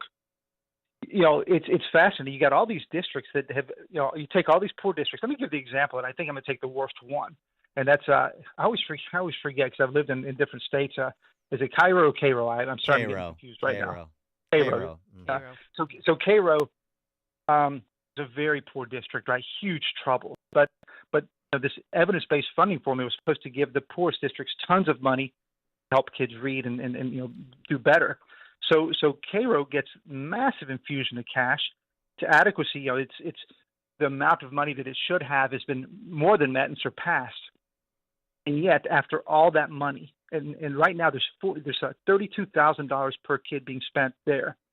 If you line up all 300 schools, all 300 kids in the district, it's a small district, 300 kids, only 6 of them can read at grade level. So, this is the kind of failure. They're going to say, oh, don't pick on Cairo. Well, no, we're not picking on Cairo. Cairo is the perfect example. You said that if we spend all this money on poor districts, kids would do better. And in fact, 5% of kids were reading at grade level in 2018. Now it's down to 2%. What do you say about that? It's laughable. We're not picking on Cairo because we have so many other schools to pick on, too. Fort Heights School District 169. Fort Heights, one of the poorest community in Cook County, one of the poorest in the country. 35% increase in funding past 5 years. The reading proficiency went from 21% of students to 8% over that same time period. Yep. I mean, I just like, it's just sort of QED. I have nothing else to say on the topic. If that doesn't register with you, then I guess the conversation is over because nothing will register with you. But here again, it's sort of like the conversation we had earlier in the show about this guy who killed somebody in his 4th DUI, illegal immigrant up in Lake County, and the sister of the brother he killed asked the local officials, what happens when he served his sentence? Will he be deported? And the response she got from, I guess, Department of Corrections or the state's attorney's office was, it depends on who's in office. And so it's sort of the same thing here. It depends on who's in office, whether or not any notice is taken of this and any changes are made. Well, then just to finish this story out, on the flip side, you've got these districts that are still, according to the formulas, woefully underfunded. They spend a lot less money than the rich districts. And so to take Prairie Hill, it's only at 76% of what they deem as an adequate amount of funding. So it's way below its adequacy levels. And yet it's got the 9th highest reading proficiency in the state at 70% of kids are reading at grade level. So, and you've got a whole bunch of schools like that down there by East St. Louis, Aviston and Bartelso. They spend $8,000 a year, right, which is a fraction of what New Trier spends and Chicago spends, and yet they have 70% of their kids reading at grade level. So what's up with that? Well, and why aren't we taking what they do? Well, by the way, the fact that 70% reading at grade level is 9th highest in the state is also an indictment of K through 12 education. Sure, that's nothing to write home about. A third of the kids are not at grade level in reading. That's right. Yeah, there's still a lot of work to do there too. But I take your point. Ted Dabrowski, President WirePoints, wirepoints.org, all things Illinois policy related. Thanks, Ted. Thank you, guys. Thank you, and he joined us on our turnkey.pro answer line. You're listening to Chicago's Morning Answer with Dan Proft and Amy Jacobson on AM 560. The Answer. This is a red alert for hard-working Americans who are tired of seeing their freedoms and retirement savings threatened by the globalist agenda. Wealth Protection Research is on a mission to find whistleblowers who are exposing these schemes. Real patriotic financial warriors like Jim Rickards and Porter Stansberry. They're not afraid to tell it like it is and fight back against the system. Now, with the 2024 elections storming our way, your IRA and your 401k may be in the crosshairs. That's why we've compiled our 3 favorite ideas into our Election Protection Report. You definitely won't hear any of these in the mainstream news. Get your free copy of our Election Protection Report now. Just text TRUTH to 76626. Plus, today you'll also get a free gold investment kit from our sponsor, Augusta Precious Metals. Text TRUTH to 76626 now and get the free report and gold investment kit. The fight for your financial freedom is on. Text the word TRUTH to 76626. Standard text and data rates may apply. All right, it's one of the best golf outings in the year, and I think it's the best golf outing ever. And we both go to a lot of scrambles, Dan. Don't you agree that the AM 560 golf outing is on the top of all the scrambles you go to? Maybe. Yes. Yeah. Oh, we're trying to sell this thing, young man. No, it's good. McRae's a good public track. It's fun. Yes, and you could be with like-minded people. There's going to be over 200 attendees, business owners, decision makers, influencers who are like-minded and want to support Tunnel to Towers and AM 560. The golf outing is June 19th at McRae Golf Course in Barrington. It's a very challenging course, well-manicured lawns. It's the best place. Well-manicured lawns? Yeah. Golf courses greens. don't have lawns. They have fairways. They have greens. They have rough. tee boxes. They have tee boxes. Did I ever tell you the time I went to a scramble and the two ladies came up to the tee box with putters? And I looked at them both and said, "Oh, dear Lord, you've never played golf?" It was the longest day of my life. So, yeah, we had to. Anywho, we're not going to have that here. And we have availabilities in the morning at 7:30 a.m. for a shotgun start and at 1 p.m. And we want you to come. And also, if you're a business owner or make marketing decisions for your company, you pay the fee. Proceeds go to Tunnel to Towers. And as a way of saying thank you, we will give you 25 one-minute commercials and a digital marketing package. Folks, it's the best deal in all of Chicagoland radio. To sign up today, because we don't have many foursomes left, go to 560theanswer.com/golf. That's 560theanswer.com/golf. Welcome to Face the Music, sponsored by Fox Valley Coins in Naperville. Today's guest, President Joe Biden. Face the music? Which way do you want me to face? Kamala? Jill? Barack? Anyone? A little help here. Mr. President, how do you prepare for the upcoming debates? Corn Pops. Ever since I was a lifeguard, I've enjoyed Corn Pops. Oh, and my people insist I take those tiny pills just prior to any big stage event. Well, good luck in your debate, sir. Remember, Face the Music is brought to you by the great Americans at Fox Valley Coins on Route 59 in Naperville, Illinois. They are the leader of buying and selling old coins and paper money, as well as all forms of gold and silver. Oh, by the way, never mix up those little white pills with your Tic Tacs. I mixed them up once and couldn't sleep for a week. Face the Music was sponsored by the great Americans of Fox Valley Coins, Route 59 in Naperville. No real or artificial intelligence was used in the making of this ad. Celebrity voices are impersonated. Chicagoland certified financial planning professional Tim Stearns discusses taxes in retirement. Most people are paying more in taxes and keeping less of their money to live and do what they enjoy. That's why we've put out the retirement tax bill calculator online. You can see with your own eyes just how much you might be overpaying. It's a valuable tool, $500 value, but we made it free for you to view and run your own numbers at mvpcfp.com. That's mvpcfp.com. To run your retirement tax bill calculator, go to mvpcfp.com. Investment advisory services offered through Cornerstone Securities, LLC. AM 560, The Answer. All right, coming up on Chicago's Morning Answer. Well, this should be interesting. The Mooch, Tony Scaramucci, is back in action. He's got a new book out, and we'll talk to him about that and the presidential race at 8:08. Can't wait, but now let's head into the newsroom. Here's Mike Scott. Dalton trustees override Tiffany Henyard's veto of the Lightfoot investigation. WIND Chicago News Time is 8 o'clock. Day 2 of the Hunter Biden trial. I'm Chris Foster, Fox News. A jury is seated, and it's the first day of testimony after attorneys' opening statements. Special counsel David Weiss, he's going to go first here, the prosecution's team. Then it's Hunter Biden's lawyers, likely lead defense attorney Abby Lowell. 45 minutes aside is what we're thinking they'll get. Hunter faces 3 felonies in connection with a 2018 gun purchase. Prosecutors accuse him of lying on a federal firearm form that asked if he was a drug user, and they say he illegally possessed the gun for about a week and a half. The court arrived at a jury, 6 men, 6 women. The 4 alternatives are women.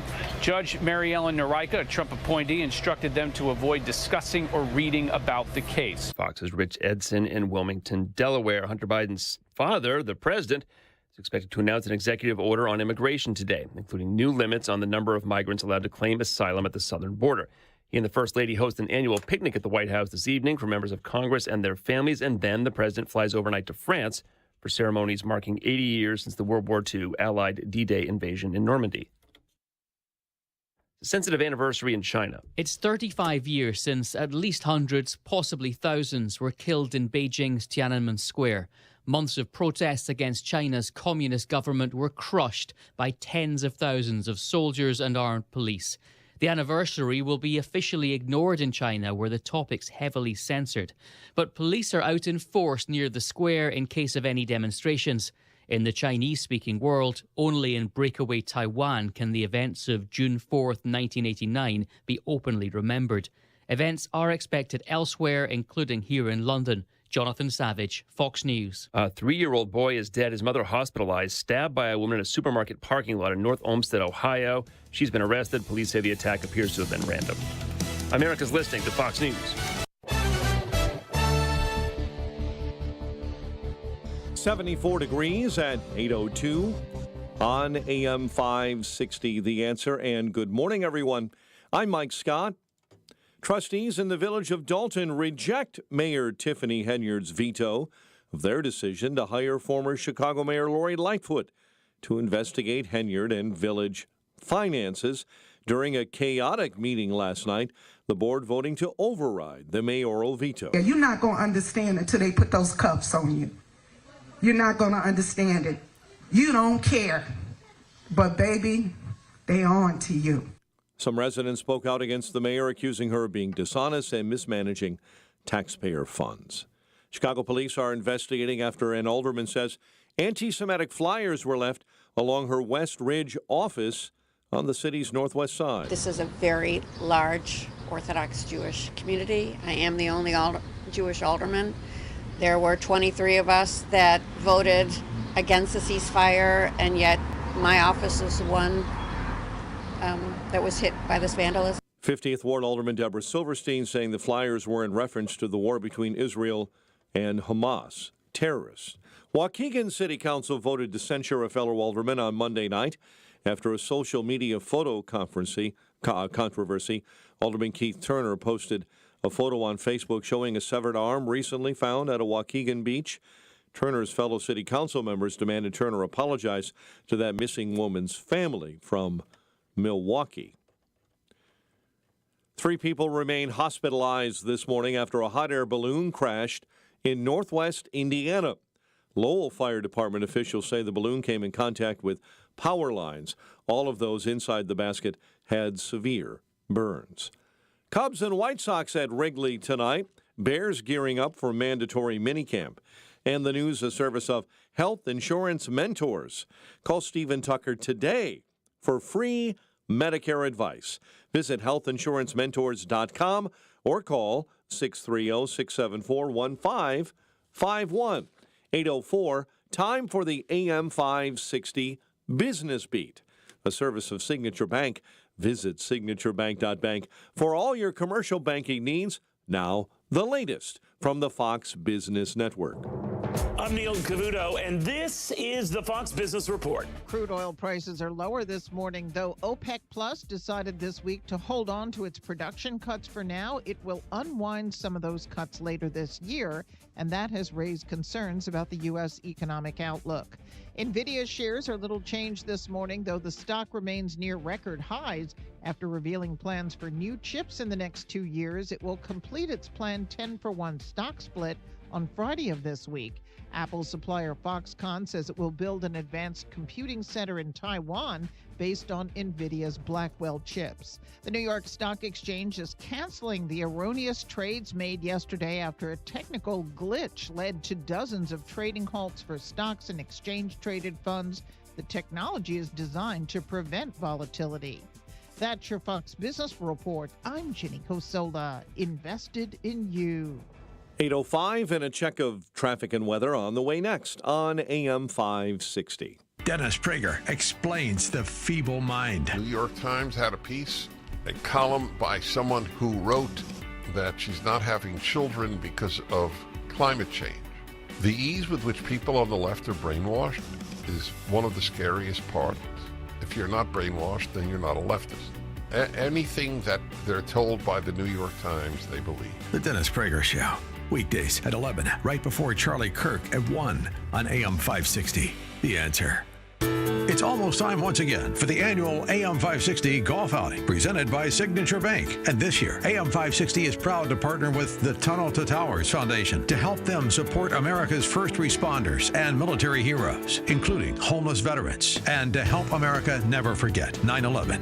This year, our golf outing is happening on Wednesday, June 19th at McRae Memorial Golf Club in Barrington. When you purchase a foursome to join us, you'll enjoy a full day of golf, meals, an awards reception, and a silent auction. And if you're a business owner, when you purchase a foursome, you'll also receive an AM 560 marketing package, which includes 25 one-minute commercials between 5 a.m. and 8 p.m. and a free digital marketing analysis. And we also have twosomes available in addition to foursomes. Reserve your foursome today at 560theanswer.com/golf. That's 560theanswer.com/golf. Sponsored in part by Control Point Engineering, Waukegan Roofing, and by Crosscom Public Adjusters.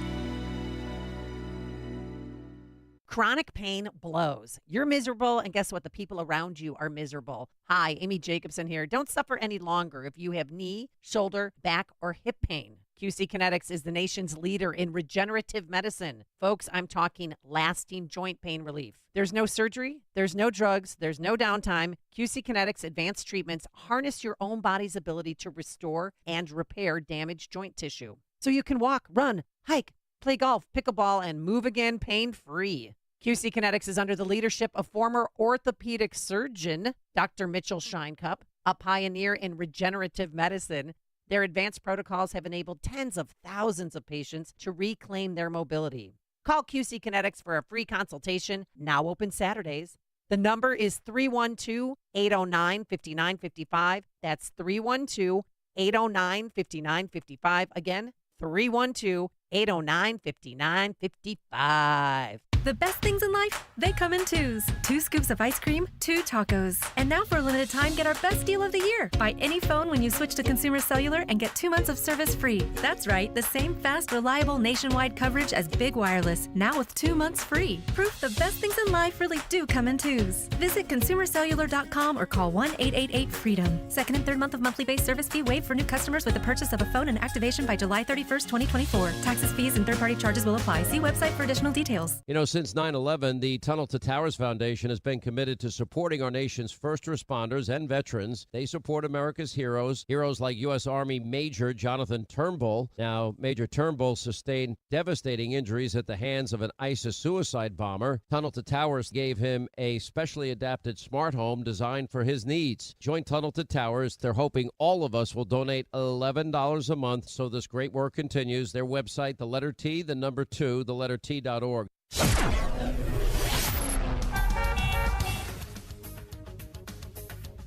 8:09. Let's get an update on the roads. Team Hochberg Traffic Center time, a service of Windy City Safes, Chicagoland's only Liberty Safe dealer.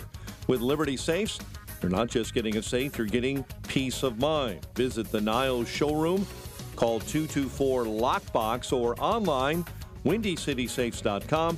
That's WindyCitySafes.com. It's an hour and 25 minutes on the inbound Kennedy. Solid and heavy from O'Hare all the way into the circle this morning. Accident right shoulder inbound Ike right at Des Plaines Avenue, and an hour on your travel time in from 390 into the old post office. Chicago's Morning Answer with Dan and Amy continues next. AM 560 Weather Center forecast with Steve Williams. More clouds than sun. Thunderstorm today. Warm and humid. The high 87. Cloudy, warm, and humid. A heavy thunderstorm tonight. Could get some flash flooding. Low 69. Thunderstorm early tomorrow morning and partly sunny, less humid by the afternoon. The high at 81. I'm Steve Williams on AM 560, The Answer. 72 at O'Hare. Next news 8:30. Chicago's Morning Answer continues next on AM 560, The Answer. Now, from the Signature Bank Studios. This is Chicago's Morning Answer with Dan Proft and Amy Jacobson on AM 560. The Answer.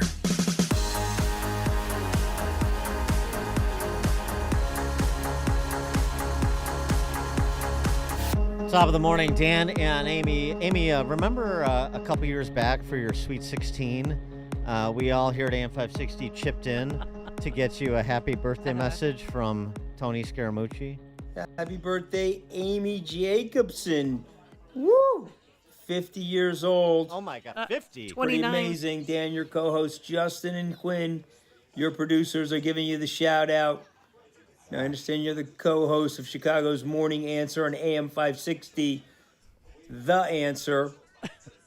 Now, listen, I know you mispronounce names all the time on the air. That's true. And I should really be messing up your name, but I'm wondering maybe you'll invite me on the show and then you can mispronounce my name. Okay. But 11/11 on Veterans Day, the big 5-0 for Amy Jacobson. Happy birthday, and the Mooch family wishes you many more. That was a nice. little aggressive of Mooch to out Right. your age. I think a happy birthday is the appropriate, without mentioning age, for a woman of a certain age. Oh, okay. Well, I'd say it happens to you, but it already happened to you. Yeah. All right. Welcome to the club. We're happy to talk to Anthony Scaramucci again. It's Scaramucci, okay? Yeah, exactly. Yeah. So That hurt. That hurt. Yeah, I've been called worse than that, Amy. Well, that's what the name assassinator does. Of course, the Mooch is the managing partner of Skybridge Capital, briefly served as the White House comms director under Trump. He has just released a new book, From Wall Street to the White House and Back, The Scaramucci Guide to Unbreakable Resilience. It actually sounds like a title of a book that Trump might write, except it would be the Trump Guide to Unbreakable Resilience. Anthony Scaramucci, thanks for joining us again. Appreciate it. Well, just to be clear, Trump has never read a book and has never written one. But anyway, that's fine. And Amy, happy birthday to you. I was told to say you were 50, but I know that you're only 29. Thank There you. you I know go. that was fake. I know that was fake news. It's fake news. Yeah. You read Yes, anything exactly. they put in front of you, huh? All right. So, anything for money, as you know. Amy. I think the $30 that Dan paid me went to the Brain Tumor Foundation. But hey. Anyway, happy Yeah, birthday. no, it did. Every It little did. bit helps. Yep. Yeah. So, based on the comment that you just offered, you haven't rekindled your relationship with the former president?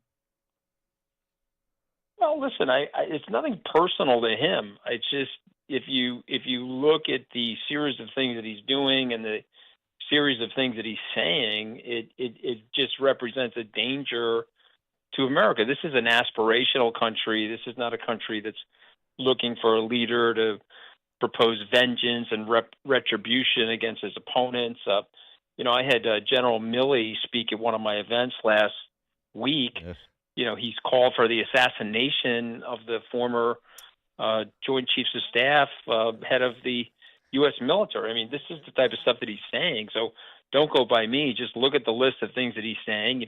If you disagree with him on the air, he wants to pull your FCC license. He says to his defense counsel, who left his defense because he couldn't take it, said that he's going to use the FBI as the Gestapo. Don't go by me. Just go listen to what he is saying. Okay. Well, one of the things he said is that my vengeance is going to be America's success. He's also said that. Well, yes, that is classic Trump, and so he's the fork-tongued double entendre user because he realizes that the line that I'm using right now is going against him. So then he'll flip and say that, and then they fed those talking points to people like Tom Cotton and Marco Rubio to try to blunt out some of the other stuff that he's saying. And I understand his personality very well. Remember, I didn't just work for him 11 days in the White House. I was on the campaign with him for a year.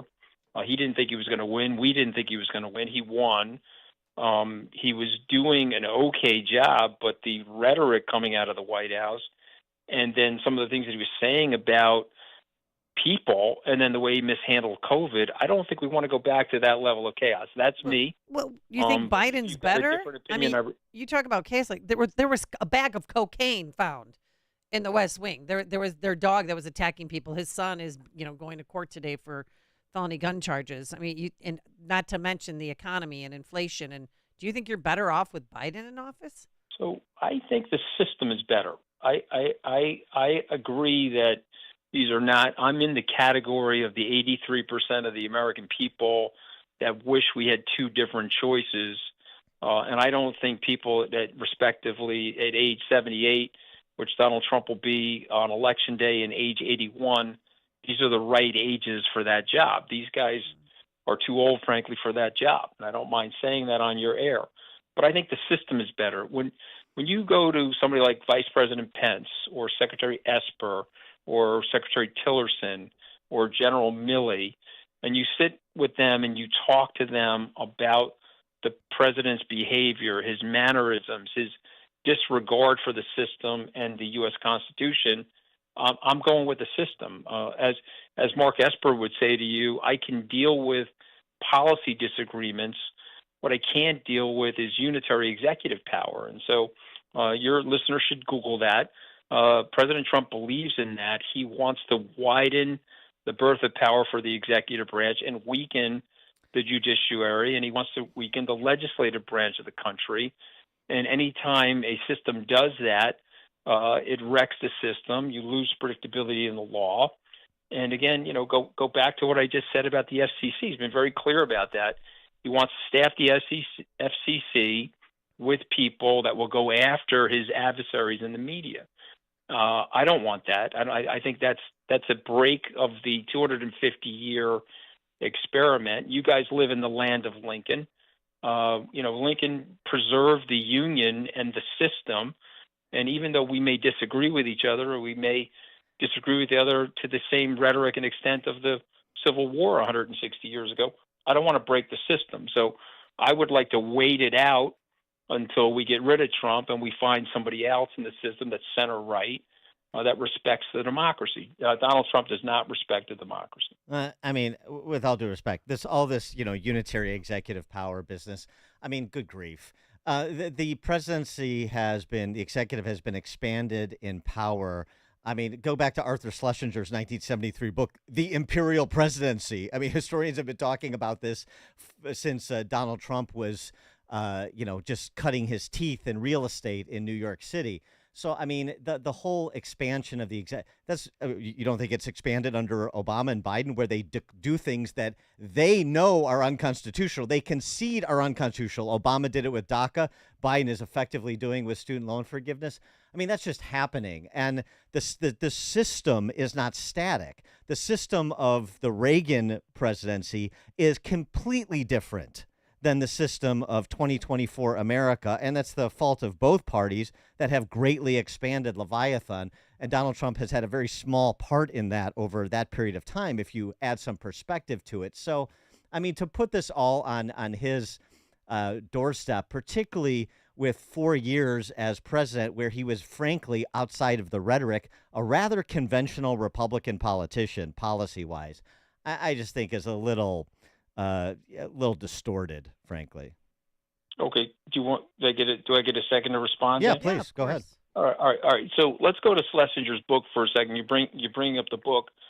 Schlesinger was actually indicting the Congress in that book. What he was basically saying, I understand, is that the Congress did not want to be accused of going to war. The Congress ceded the power to the executive branch, and so what's really at stake, since you're bringing it up, is that we don't amend the Constitution anymore. We've got 27 amendments to the Constitution. The country's 250 years old, so it's roughly one amendment every 8 years. And what Schlesinger was calling for was a revitalization of the document. But to your point, which I give to you, we are now in an oligarchic duopoly. You've got powers at the top of the system that have gerrymandered themselves into power. They won't leave power. I think Chuck Grassley, the senator from Iowa, I think he's probably the great-grandfather of George Washington. He will not leave. Nancy Pelosi's 83. She's running for re-election. And so we've now set up a system that these people don't want to change or reform, and it's hurting a new generation of Americans. So that's on the system. That's not Donald Trump. But what is on Donald Trump is the chaos that he's capable of wreaking. What's on Donald Trump is the potential revocation of NATO. What's on Donald Trump, for some reason, he's a cipher of Vladimir Putin. None of us that work for him, myself on the campaign, anybody that was in the White House, can understand why he's a sycophant of Vladimir Putin or why he praises autocrats around the world. None of us can understand that. So So if you step back and you look at the Trump worldview, he wants to bring the country back to the 1890s. The Trump doctrine is about walling off the country literally and physically from the rest of the world and disavowing the David Ricardo principle of global trade. This country can't do that. He's calling for the deportation of 15 million people in the country. And so I guess that means we're going to have the Handmaid's Tale going on in the country, or armored vehicles with SWAT teams pulling people out of homes and sending them, I guess, across the border or wherever he wants to send them. So I hear what you're saying, and I respect the people that are voting for Donald Trump. I'm not one of those people that's a binary person. I'm a lifelong Republican. There were conventional policies that he supported that I was for, which is the reason why I went to work for him, raised the money, gave him my own money. But I do see the danger of him, and I think it's very, very important for somebody like me to be on record to express that danger. I don't want armored cars driving around the country deporting people. Well, I don't want. Well, that's what he's saying. Well, you got to look at. But you want people saying. still pouring in this country by the thousands every day? I mean, we have no border security. No, I don't want that. And thankfully, the Republicans have put enough pressure on Joe Biden, where he just signed this executive order that, frankly, he should have signed 2.5 years ago. I don't want that. Okay, but Amy, come on, you've got to read what he is saying, and you've got to say, okay, am I signing up for this? 15 million people deported. The arguably the best treaty that has enforced peace and prosperity. We're about to be on the 80th anniversary of D-Day. The president wants to revoke that treaty. And, you've got the 101st Airborne in Poland for a reason.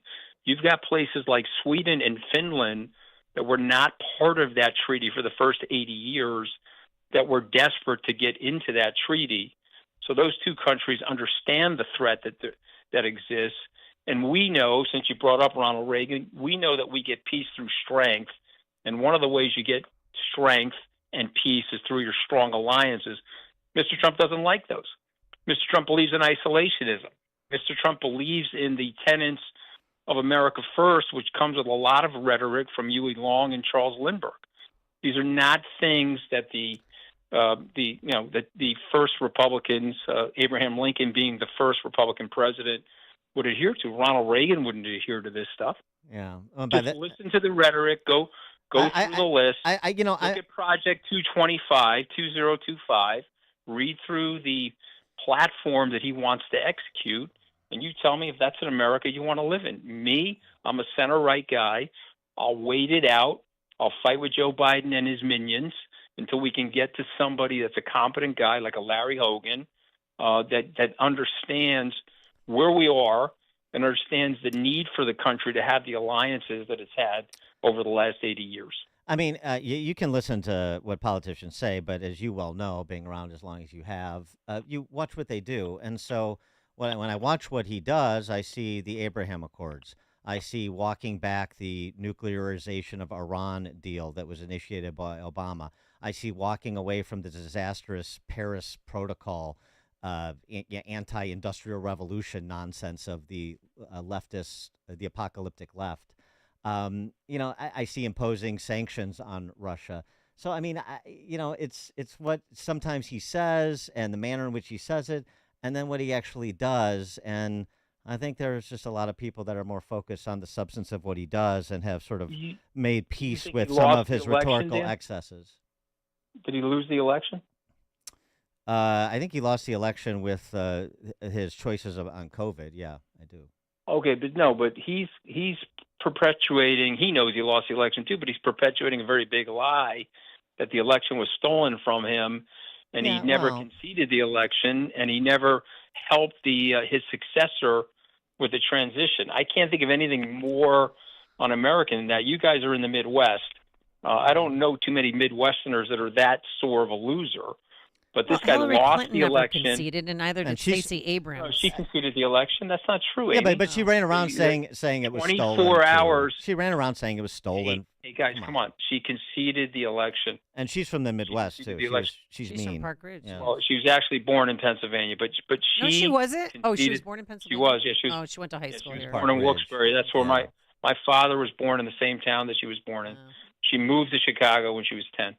But yeah, now listen, you know, you don't want a guy that disavows the system to that extent. Well, you don't want a guy that has, you know, we're not even talking about the stuff that he's done here in New York that he got convicted of, okay, because I'm sure you guys are going to side with him on that. I'm going to side with the law. I'm going to side actually. precedent. But anyway, you're going to side with They the law. changed the Okay, then he's statute a of convicted limitations felon. on both the criminal No. and the civil. no. No, okay, No. Amy, he's a convicted felon. Amy, I know. there were 12 jurists of his peers Right. that convicted him.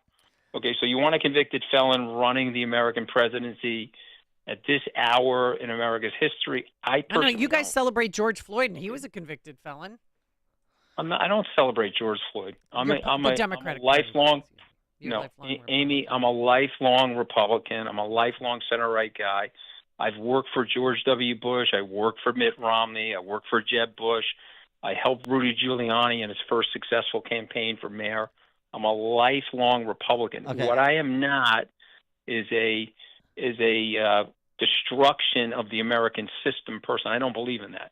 And I'm willing to fight for the system and be a patriot first and take a back seat to the partisanship that's going on. And I will say something to the both of you. We need to heal the country. We need transformative leadership in the country. I don't hate people that are MAGA people. I don't hate left-leaning people. What I love is I love America, and I think we've got to cut it out, and we've got to agree to disagree agreeably and get back to the consensus building that our grandparents and our great-grandparents had that made the country so successful. All right, I got all this polarity. I got a question for you that gets off of Trump, and it's more systemic in orientation. So you started out at Wall Street and Goldman, and then you started your own investment firms, successful. Wall Street's influence on our politics, Wall Street's influence in the White House, every Treasury Secretary seemingly is from Morgan Stanley or Goldman. Is that a healthy alliance or an unhealthy one? Has it been a healthy or an unhealthy one? The big banks and Washington.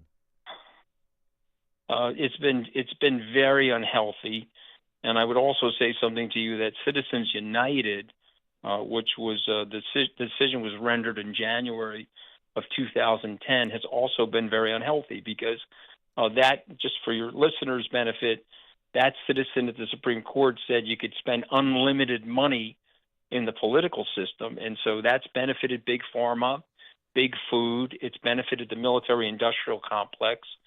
It's benefited Wall Street.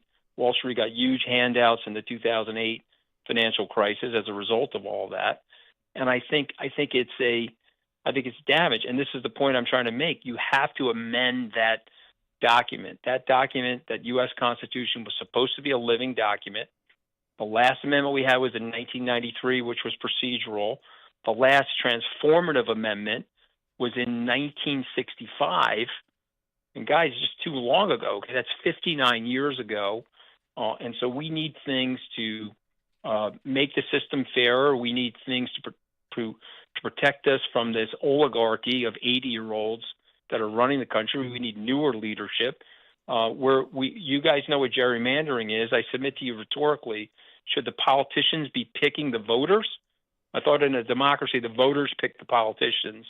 But in our democracy, the politicians actually pick the voters. And our districts now look like jigsaw puzzles that none of us could recognize.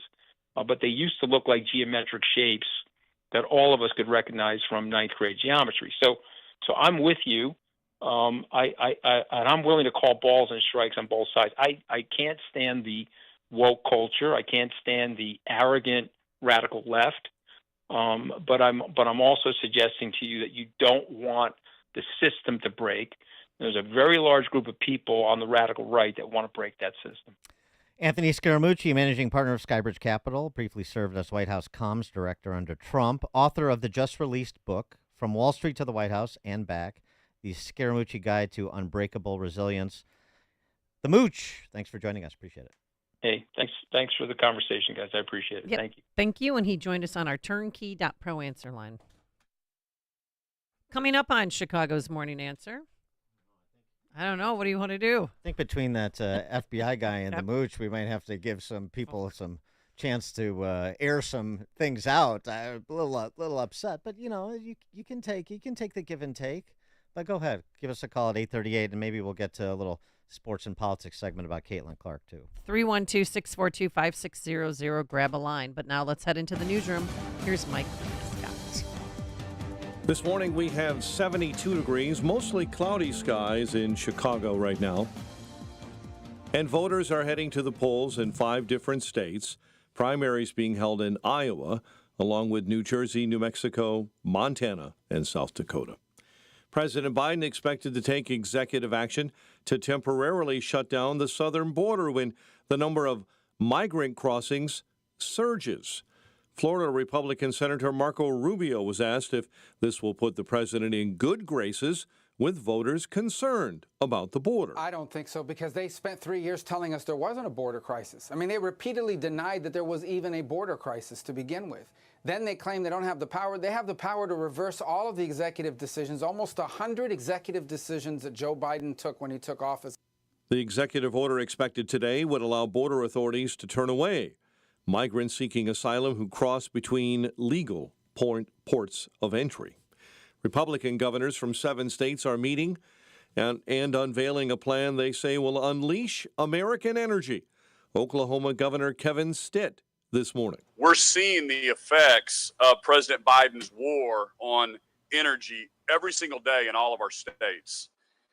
Under the Biden administration, Americans are now paying 40% more every time they fill up their gas tanks. The governors have sent a letter to the Biden administration calling for immediate action to address the president's weak energy policies, they say.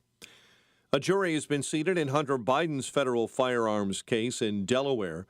Russia is reportedly using AI disinformation to target the 2024 Paris Olympics. A Microsoft Threat Analysis Center report claims Russian influence actors have been trying to take down the IOC's reputation by planting fears about violence at the upcoming games. Trustees in the village of Dalton are rejecting Mayor Tiffany Henyard's veto of their decision to hire former Chicago Mayor Lori Lightfoot to investigate Henyard and village finances. What I will say is that it's an honor to be working on behalf of the residents of Dalton. We have not rested while this procedural matter is in limbo, and we're not going to allow anyone to stop us. The former Chicago mayor will also get to continue that investigation. Henyard apparently tried to limit access to last night's public meeting by putting up city barricades to block access to Village Hall. Child is dead, 4 others hurt, and state police are investigating a crash along I-57 from Monday night. State police tell us it happened around 7:15 in the northbound lanes near 107th. And a report of a missing swimmer at an Evanston beach is being called a false alarm this morning. Yesterday, Evanston Fire responded to reports of a missing swimmer at the Lee Street Beach. Now, all officials determined that credible evidence shows there was no unaccounted for swimmers. Cubs and White Sox in the first of 2 at Wrigley tonight. The Bears gearing up for mandatory minicamp at an 8:34. A check of traffic and weather on the way next on AM 560. Windy City Safes in Niles wants to help you celebrate America this summer by giving away a Liberty Personal Home Safe. Enter to win from now until the 4th of July at 560theanswer.com/safe. That's 560theanswer.com/safe. And make sure to stop by Windy City Safe's showroom at 7310 North Milwaukee Avenue in Niles and receive a free American flag to display in your home or business while supplies last. One of the most important decisions you can make as a parent is where you send your kids to school. But these days, it's never been harder to know which school is best. Public schools have changed a lot, and you might be thinking about sending your child to a private Christian school. But you also know that private school can be expensive, and in this economy, you might think it's not an option. Well, think again. With halfpriceschools.com, you can purchase tuition vouchers for half the price of normal tuition for private schools. For nearly 10 years, HalfPriceSchools.com has helped families from all over Chicagoland make the dream of private school a reality. And that can be the reality for you and your child, too. Just go to HalfPriceSchools.com, search for a private Christian school near you, and purchase a voucher. It's that easy. Visit HalfPriceSchools.com. That's HalfPriceSchools.com. Balance of Nature's fruits and veggies supplements, changing the world one life at a time. Hi, I'm Tom. Welcome to my garage. I don't need new cars. In fact, I like old cars. Old cars remind me of me. I take Balance of Nature. I feel great. Take my word for it. If you want to feel great, take Balance of Nature. You'll never regret it. Make a splash into summer with Balance of Nature supplements. Call 1-800-246-8751 or go to balanceofnature.com and sign up as a new preferred customer to get 35% off your first order, plus a free fiber and spice supplement while supplies last, with free shipping and our money-back guarantee. That's 1-800-246-8751. Hurry, this offer ends soon. Go to balanceofnature.com or call 1-800-246-8751 and get this limited time offer by using discount code Chicago.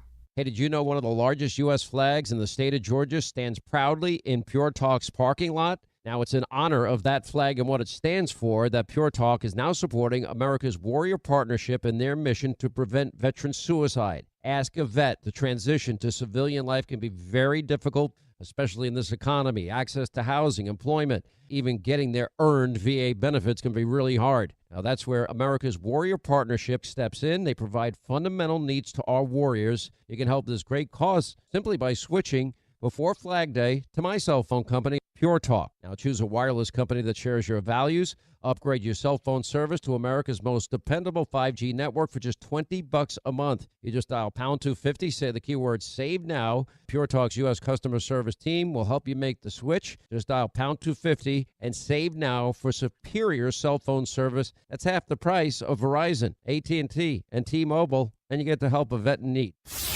This hourly segment is sponsored by Protecting Your Assets with Steve Shyman. Listen Saturday mornings at 8. Learn more at willsave.com. 8:38. Let's check the roads in our Team Hochberg Traffic Center service of Quick Delivery service. Visit quickdelivery.com. Ground delivery when you need it from safe, licensed professionals. Go to quickdelivery.com now to schedule your delivery.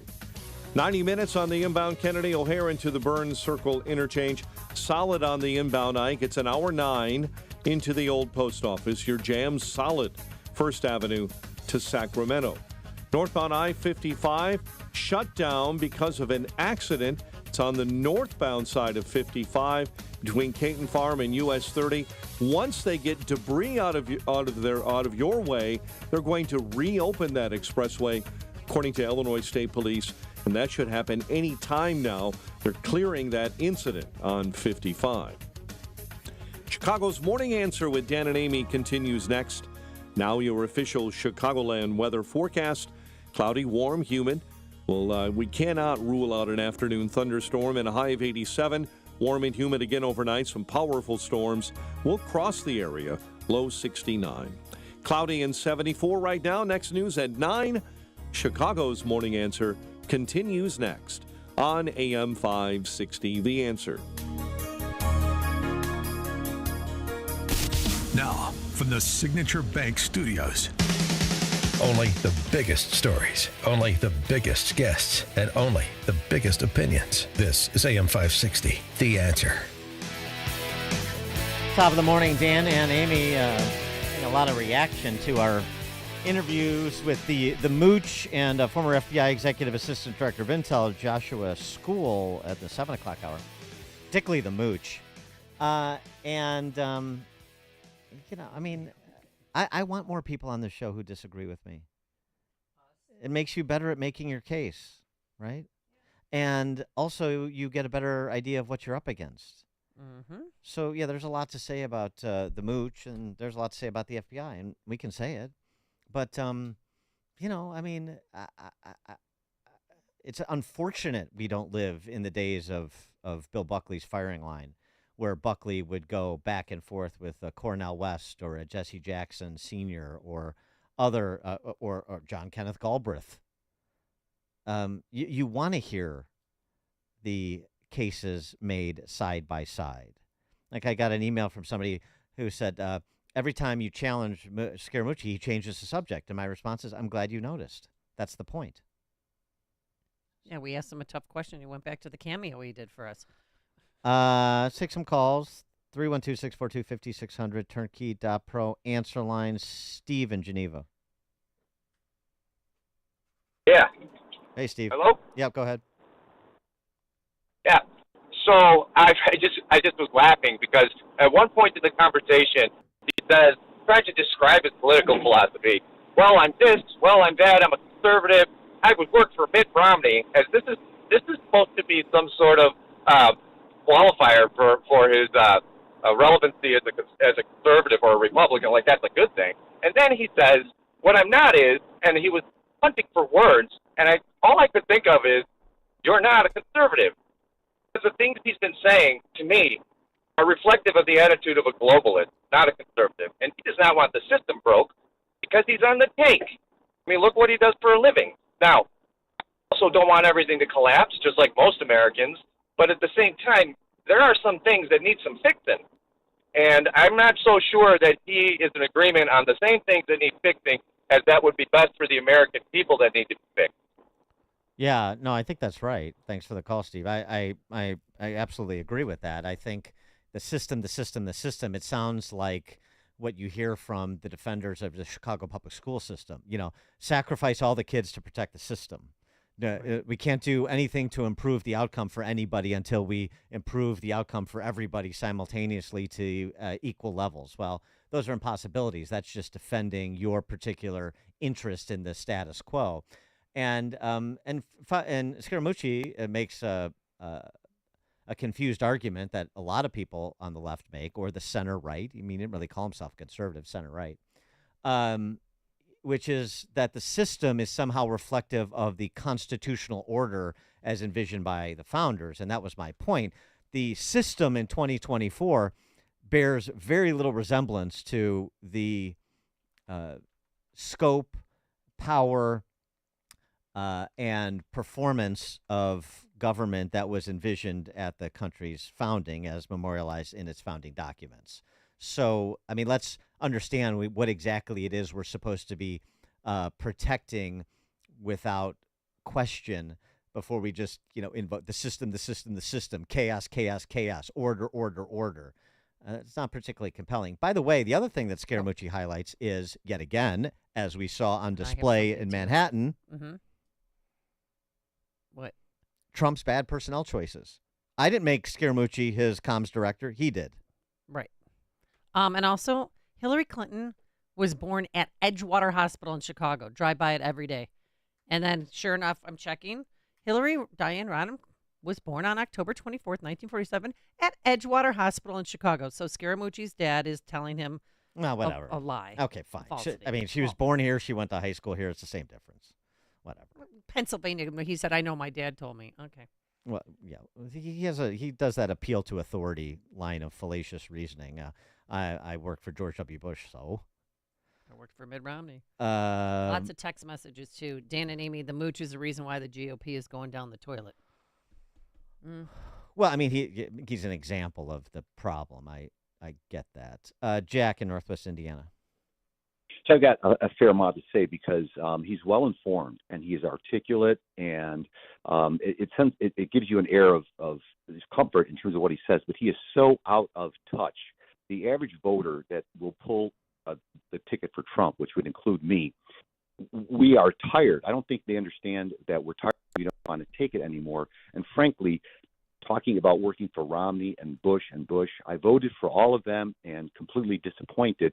That's not exactly a good thing to say. Lastly, he reminds me of a person who is a walking billboard that says, I'm a Republican, punch me, because effectively what he's saying is let's defer to the lawfare and every other incorrigible act that the Democrats have foisted upon us, and say, I'm going to be okay with it. And what I'm saying is absolutely not. It's time to push back. It's time to have somebody like a Trump who doesn't mind pushing back hard. And that's the problem that Scaramucci has. He does want to go back to the genteel days of going to various events in D.C. or what have you. That world he's very frightened of going away. But it has to go away because what we have is Biden. So anyway, what a funny kind of guy. Thanks he was for the just call, like, Jack. you're going to vote for he's a convicted felon.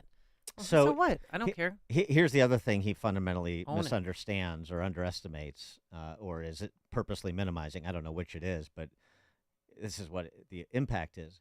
He says, I'm against wokeism. And you'll hear some people on the synths that, call themselves centrists. Oh, I'm against this aspect of wokeism and that aspect, and I don't like the cancel culture. I don't like this. But, and then they pull back and, but we need to avoid the chaos of Trump. If you are against and want to see the wokeism that dominates the culture go away, then there is no choice. There is no choice, because to say it's just one aspect of the policy discussion is to fundamentally misunderstand how pervasive it is and totalitarian in orientation it is. So you can't say legitimately, I'm against what the woke left is doing, a la Bill Maher, but I'm sticking with them. And we're going to, tinker on the margins to get rid of some of the aspects that I don't like. You have no understanding of what's happening, if that's your position. Greg and Schaumburg. Scaramucci, Romney, Pence, all of those middle of the Bush, all of those Republicans don't understand, as you just said, Dan, the system has changed. And the system can be maintained, but you have to get in there and you have to fight differently because the precepts on which everything had been founded have radically changed. And I want to cite one person. He cited Pence as being admirable. In my estimation, as I said a couple times on your show, Pence is the root of everything, because it's unbelievable to me that they would have written into the Constitution a role for the vice president and the need for a common man to look at something and say something is wrong, and not to have to make a decision, but just to throw it back to the states so that they can sort things out, as we have been doing since the election. And that is so incredibly obvious, but they are so blind to it when they continue to make the case that that wasn't a rigged election. Thanks. Thanks, Greg. Steve, Hoffman Estates. Hey, Steve. Yeah. Hey, Dan and Amy, sorry. Did we have a magnetic pole reversal last night while I was sleeping? I mean, every single point that Scaramucci tried to make was the exact opposite of truth. We don't live in a democracy, thank God, by the way. And the swamp, otherwise, the system, as he calls it, it needs to be obliterated. The opposite of what he's trying to say. I mean, it was like listening to Jill Biden lie about her husband on The View the other day. Thanks for the call, Steve. Richard, downtown. Hey, Dan. The thing about Scaramucci that was really repulsive is he's claiming to be a person of good faith. But anyone of good faith would recognize that a jury verdict does not cleanse an unfair trial of its unfairness. Right. I mean, that's the whole point. And you have a trial that went on in New York where no element of the crime was proved. Not a single element of the crime was proved. It was turned into a show thing about what a bad guy he was for messing around with Stormy Daniels, supposedly. At the same time now, right after that, we're now going to have a trial where Hunter Biden is dead cold by rights. I mean, they have video evidence. It is clear as crystal. It is a lying in a documents case, right? And unlike the Trump case, this case is 100% clear. And he's trying the case because he believes he'll get a jury nullification. And the prosecutor has allowed a jury to be sat, which is, it's got several people who are suffering from drug addiction, whose family members are suffering from drug addiction, DUIs. They're setting this thing up for a hung jury. And you will see back to back, as bookends, the unfairness that's now baked into the system, where there's one set of rules if you're a Republican and there's another set of rules if you're a Democrat when you're litigating something in a big city. And that's the bottom line. And if he doesn't see that, he's just full of malarkey. Anybody of good faith, I don't care if you like Trump or you don't like Trump, you got to believe in the fairness, because that's what makes the system great. is that kind of the set of rules. And again, it came out of the witch trials in the 1600s. The basic rules like presumption of innocence, right? Being able to confront your witnesses. They wouldn't let Trump submit evidence into this trial. Okay? In the Boston Massacre case, Dan, they seated a jury from outside of Boston. Why? Because the passions were so high in Boston after the Boston Massacre. This is basic stuff. And what they did was wildly unfair. And if you don't get that, either you're an idiot or you're just playing games. So this sort of like blithe, oh, well, it was a jury of his peers. Yeah, Somehow right. that makes it all right. Right. Nonsense. Right. Well, thanks for the call, Richard. And as we mentioned earlier in the show, too, gosh, I remember when Mad Maxine was marching in the streets of L.A., no justice, no peace, in reaction to a jury verdict in the Rodney King police beating case. Oh, yeah. I mean, of course, the examples are legion of juries getting it wrong, of the justice system producing unjust results because, of course, it's comprised of human beings. Corrupt human beings. I mean, at their core, not always in their conduct, but at their core. And so you're going to see injustice done by the justice system. And this is where we have to say, okay, well, the justice system produced this result. That's not the end of the discussion. That's the beginning of it. Is it legitimate? Is it consistent with the fundamentals that the justice system seeks to represent, as Richard was just saying? And the left is, takes that position when it's convenient and then abdicates that position when it's inconvenient, as in the New York case, and they just fall back on convicted felon, jury of his peers. Right, they just do their drone routine. 100%. 100%. John, Bridgeport. Hey, guys, just a little different topic here, but, I'm fresh right out of a war room meeting yesterday in the basement with my crew, and we got to pay attention to North Carolina. That's the one that the Democrats, the lefties, think they could swing in their favor. They're spending all kinds of resources from here in Illinois, from even Iowa and Wisconsin down to North Carolina to flip that state without any type of attention being brought on it. They're outworking us right now with these stupid postcards that they're sending. Senior citizens are going down there.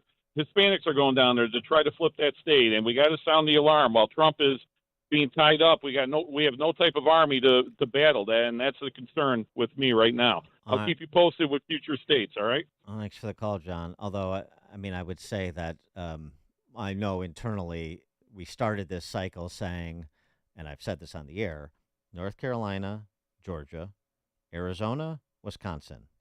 Those are the 4 states. If he's able to expand the map and we can include Michigan and Pennsylvania and Nevada as is present, great. But those 4 states are fundamental. So North Carolina is on everybody's radar, internally at least. Chad in Frankfurt.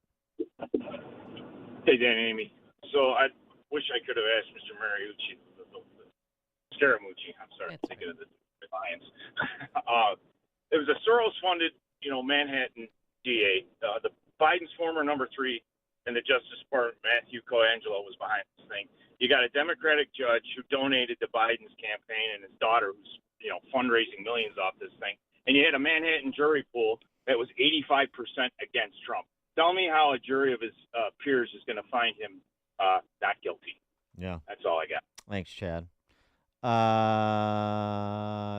Tom in Blue Island. Dan and Amy, good morning. Scaramucci's still trying to get over the fact that of the embarrassment and not lasting in the Trump administration. He, on the one hand, says that Trump is a convicted felon, one of the left's platitudes we're going to hear endlessly. Then on the other side of it, he says how he hates wokeism and he hates leftism when the whole Trump New York trial was a leftist undertaking. And as a couple other callers have said, and you said, Dan, every time he's challenged on something, he just changes the subject. He's a self-serving, smarmy bitch. Oh, my gosh. Okay, Tom. Cutting to the chase. Roy in his car. Hey, guys. How you doing today? Good. Great show. Thanks. Hey, somebody forgot to ask him about the Mueller report and how much that tied up Trump for a while. It's really, really a disgrace that he could stand there and say that Trump is a convicted felon and just completely overlook the Mueller report and what a sham that was. Thanks, Roy. It's news, opinion, insight. This is Chicago's Morning Answer on AM 560. The Answer. When the storms hit Chicagoland this spring and your home or business has water damage, ProTech Restoration is ready 24/7.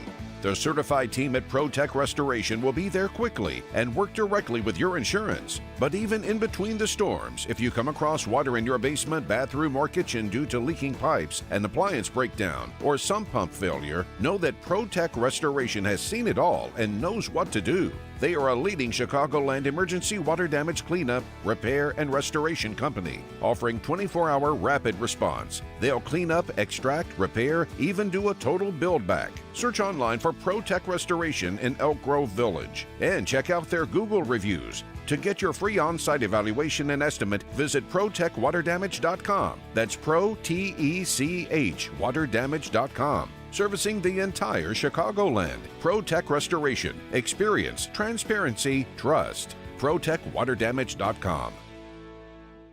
The IRS is the most powerful collection agency on earth, and if you owe back taxes, the news isn't good. The IRS is raising the interest rate it charges on unpaid taxes, and further rate hikes are expected. Most people don't know it, but the IRS adds interest charges to your tax debts daily. So if you owe the IRS today, you'll owe even more tomorrow. And it doesn't stop until you get right with the IRS. The good news is getting right can start with one phone call to Optima Tax Relief, America's #1 tax relief firm. Optima's tax professionals specialize in the Fresh Start Initiative, a powerful IRS program that can save you thousands if you qualify. In fact, the experts at Optima have resolved over $1 billion in tax debt for their clients. Call now for a free consultation. Call 800-965-1433. 800-965-1433. 800-965-1433. Optima Tax Relief. Some restrictions apply. For complete details, please visit OptimaTaxRelief.com. For anyone with everyday aches and pains, I've got a question. What are you missing out on? Probably a lot. So let me tell you about Relief Factor. Relief Factor is a drug-free daily supplement that helps your body fight pain naturally. It doesn't just mask pain, it helps reduce or even eliminate it. In about 3 weeks, you'll discover what it's like to feel better. Go to relieffactor.com or call 1-800-4RELIEF and save on your first order. That's 1-800-4-RELIEF. Madame Giselle senses something big coming.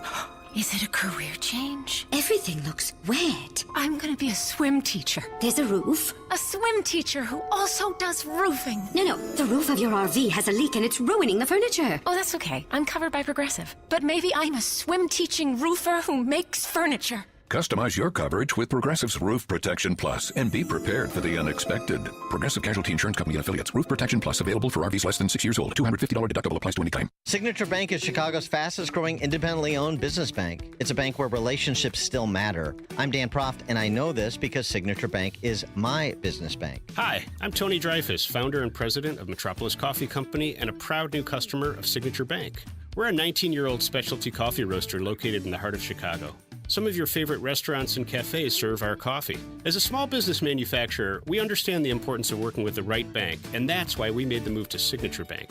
We were tired of the impersonal service that our large bank had provided. A friend referred us to Signature Bank, and their team was on site to understand our operations firsthand. They provided us the working capital to continue our successful business operations and to fuel our ambitions for innovation and growth. We now have the flexibility to grow at our own pace. That personal touch, you can't find that at a large bank, but we found it at Signature, and we can't thank them enough. Signature Bank helps local businesses succeed. Let Signature Bank turn your business vision into reality. Visit signaturebank.bank. Member FDIC, Equal Housing Lender. AM 560, The Answer.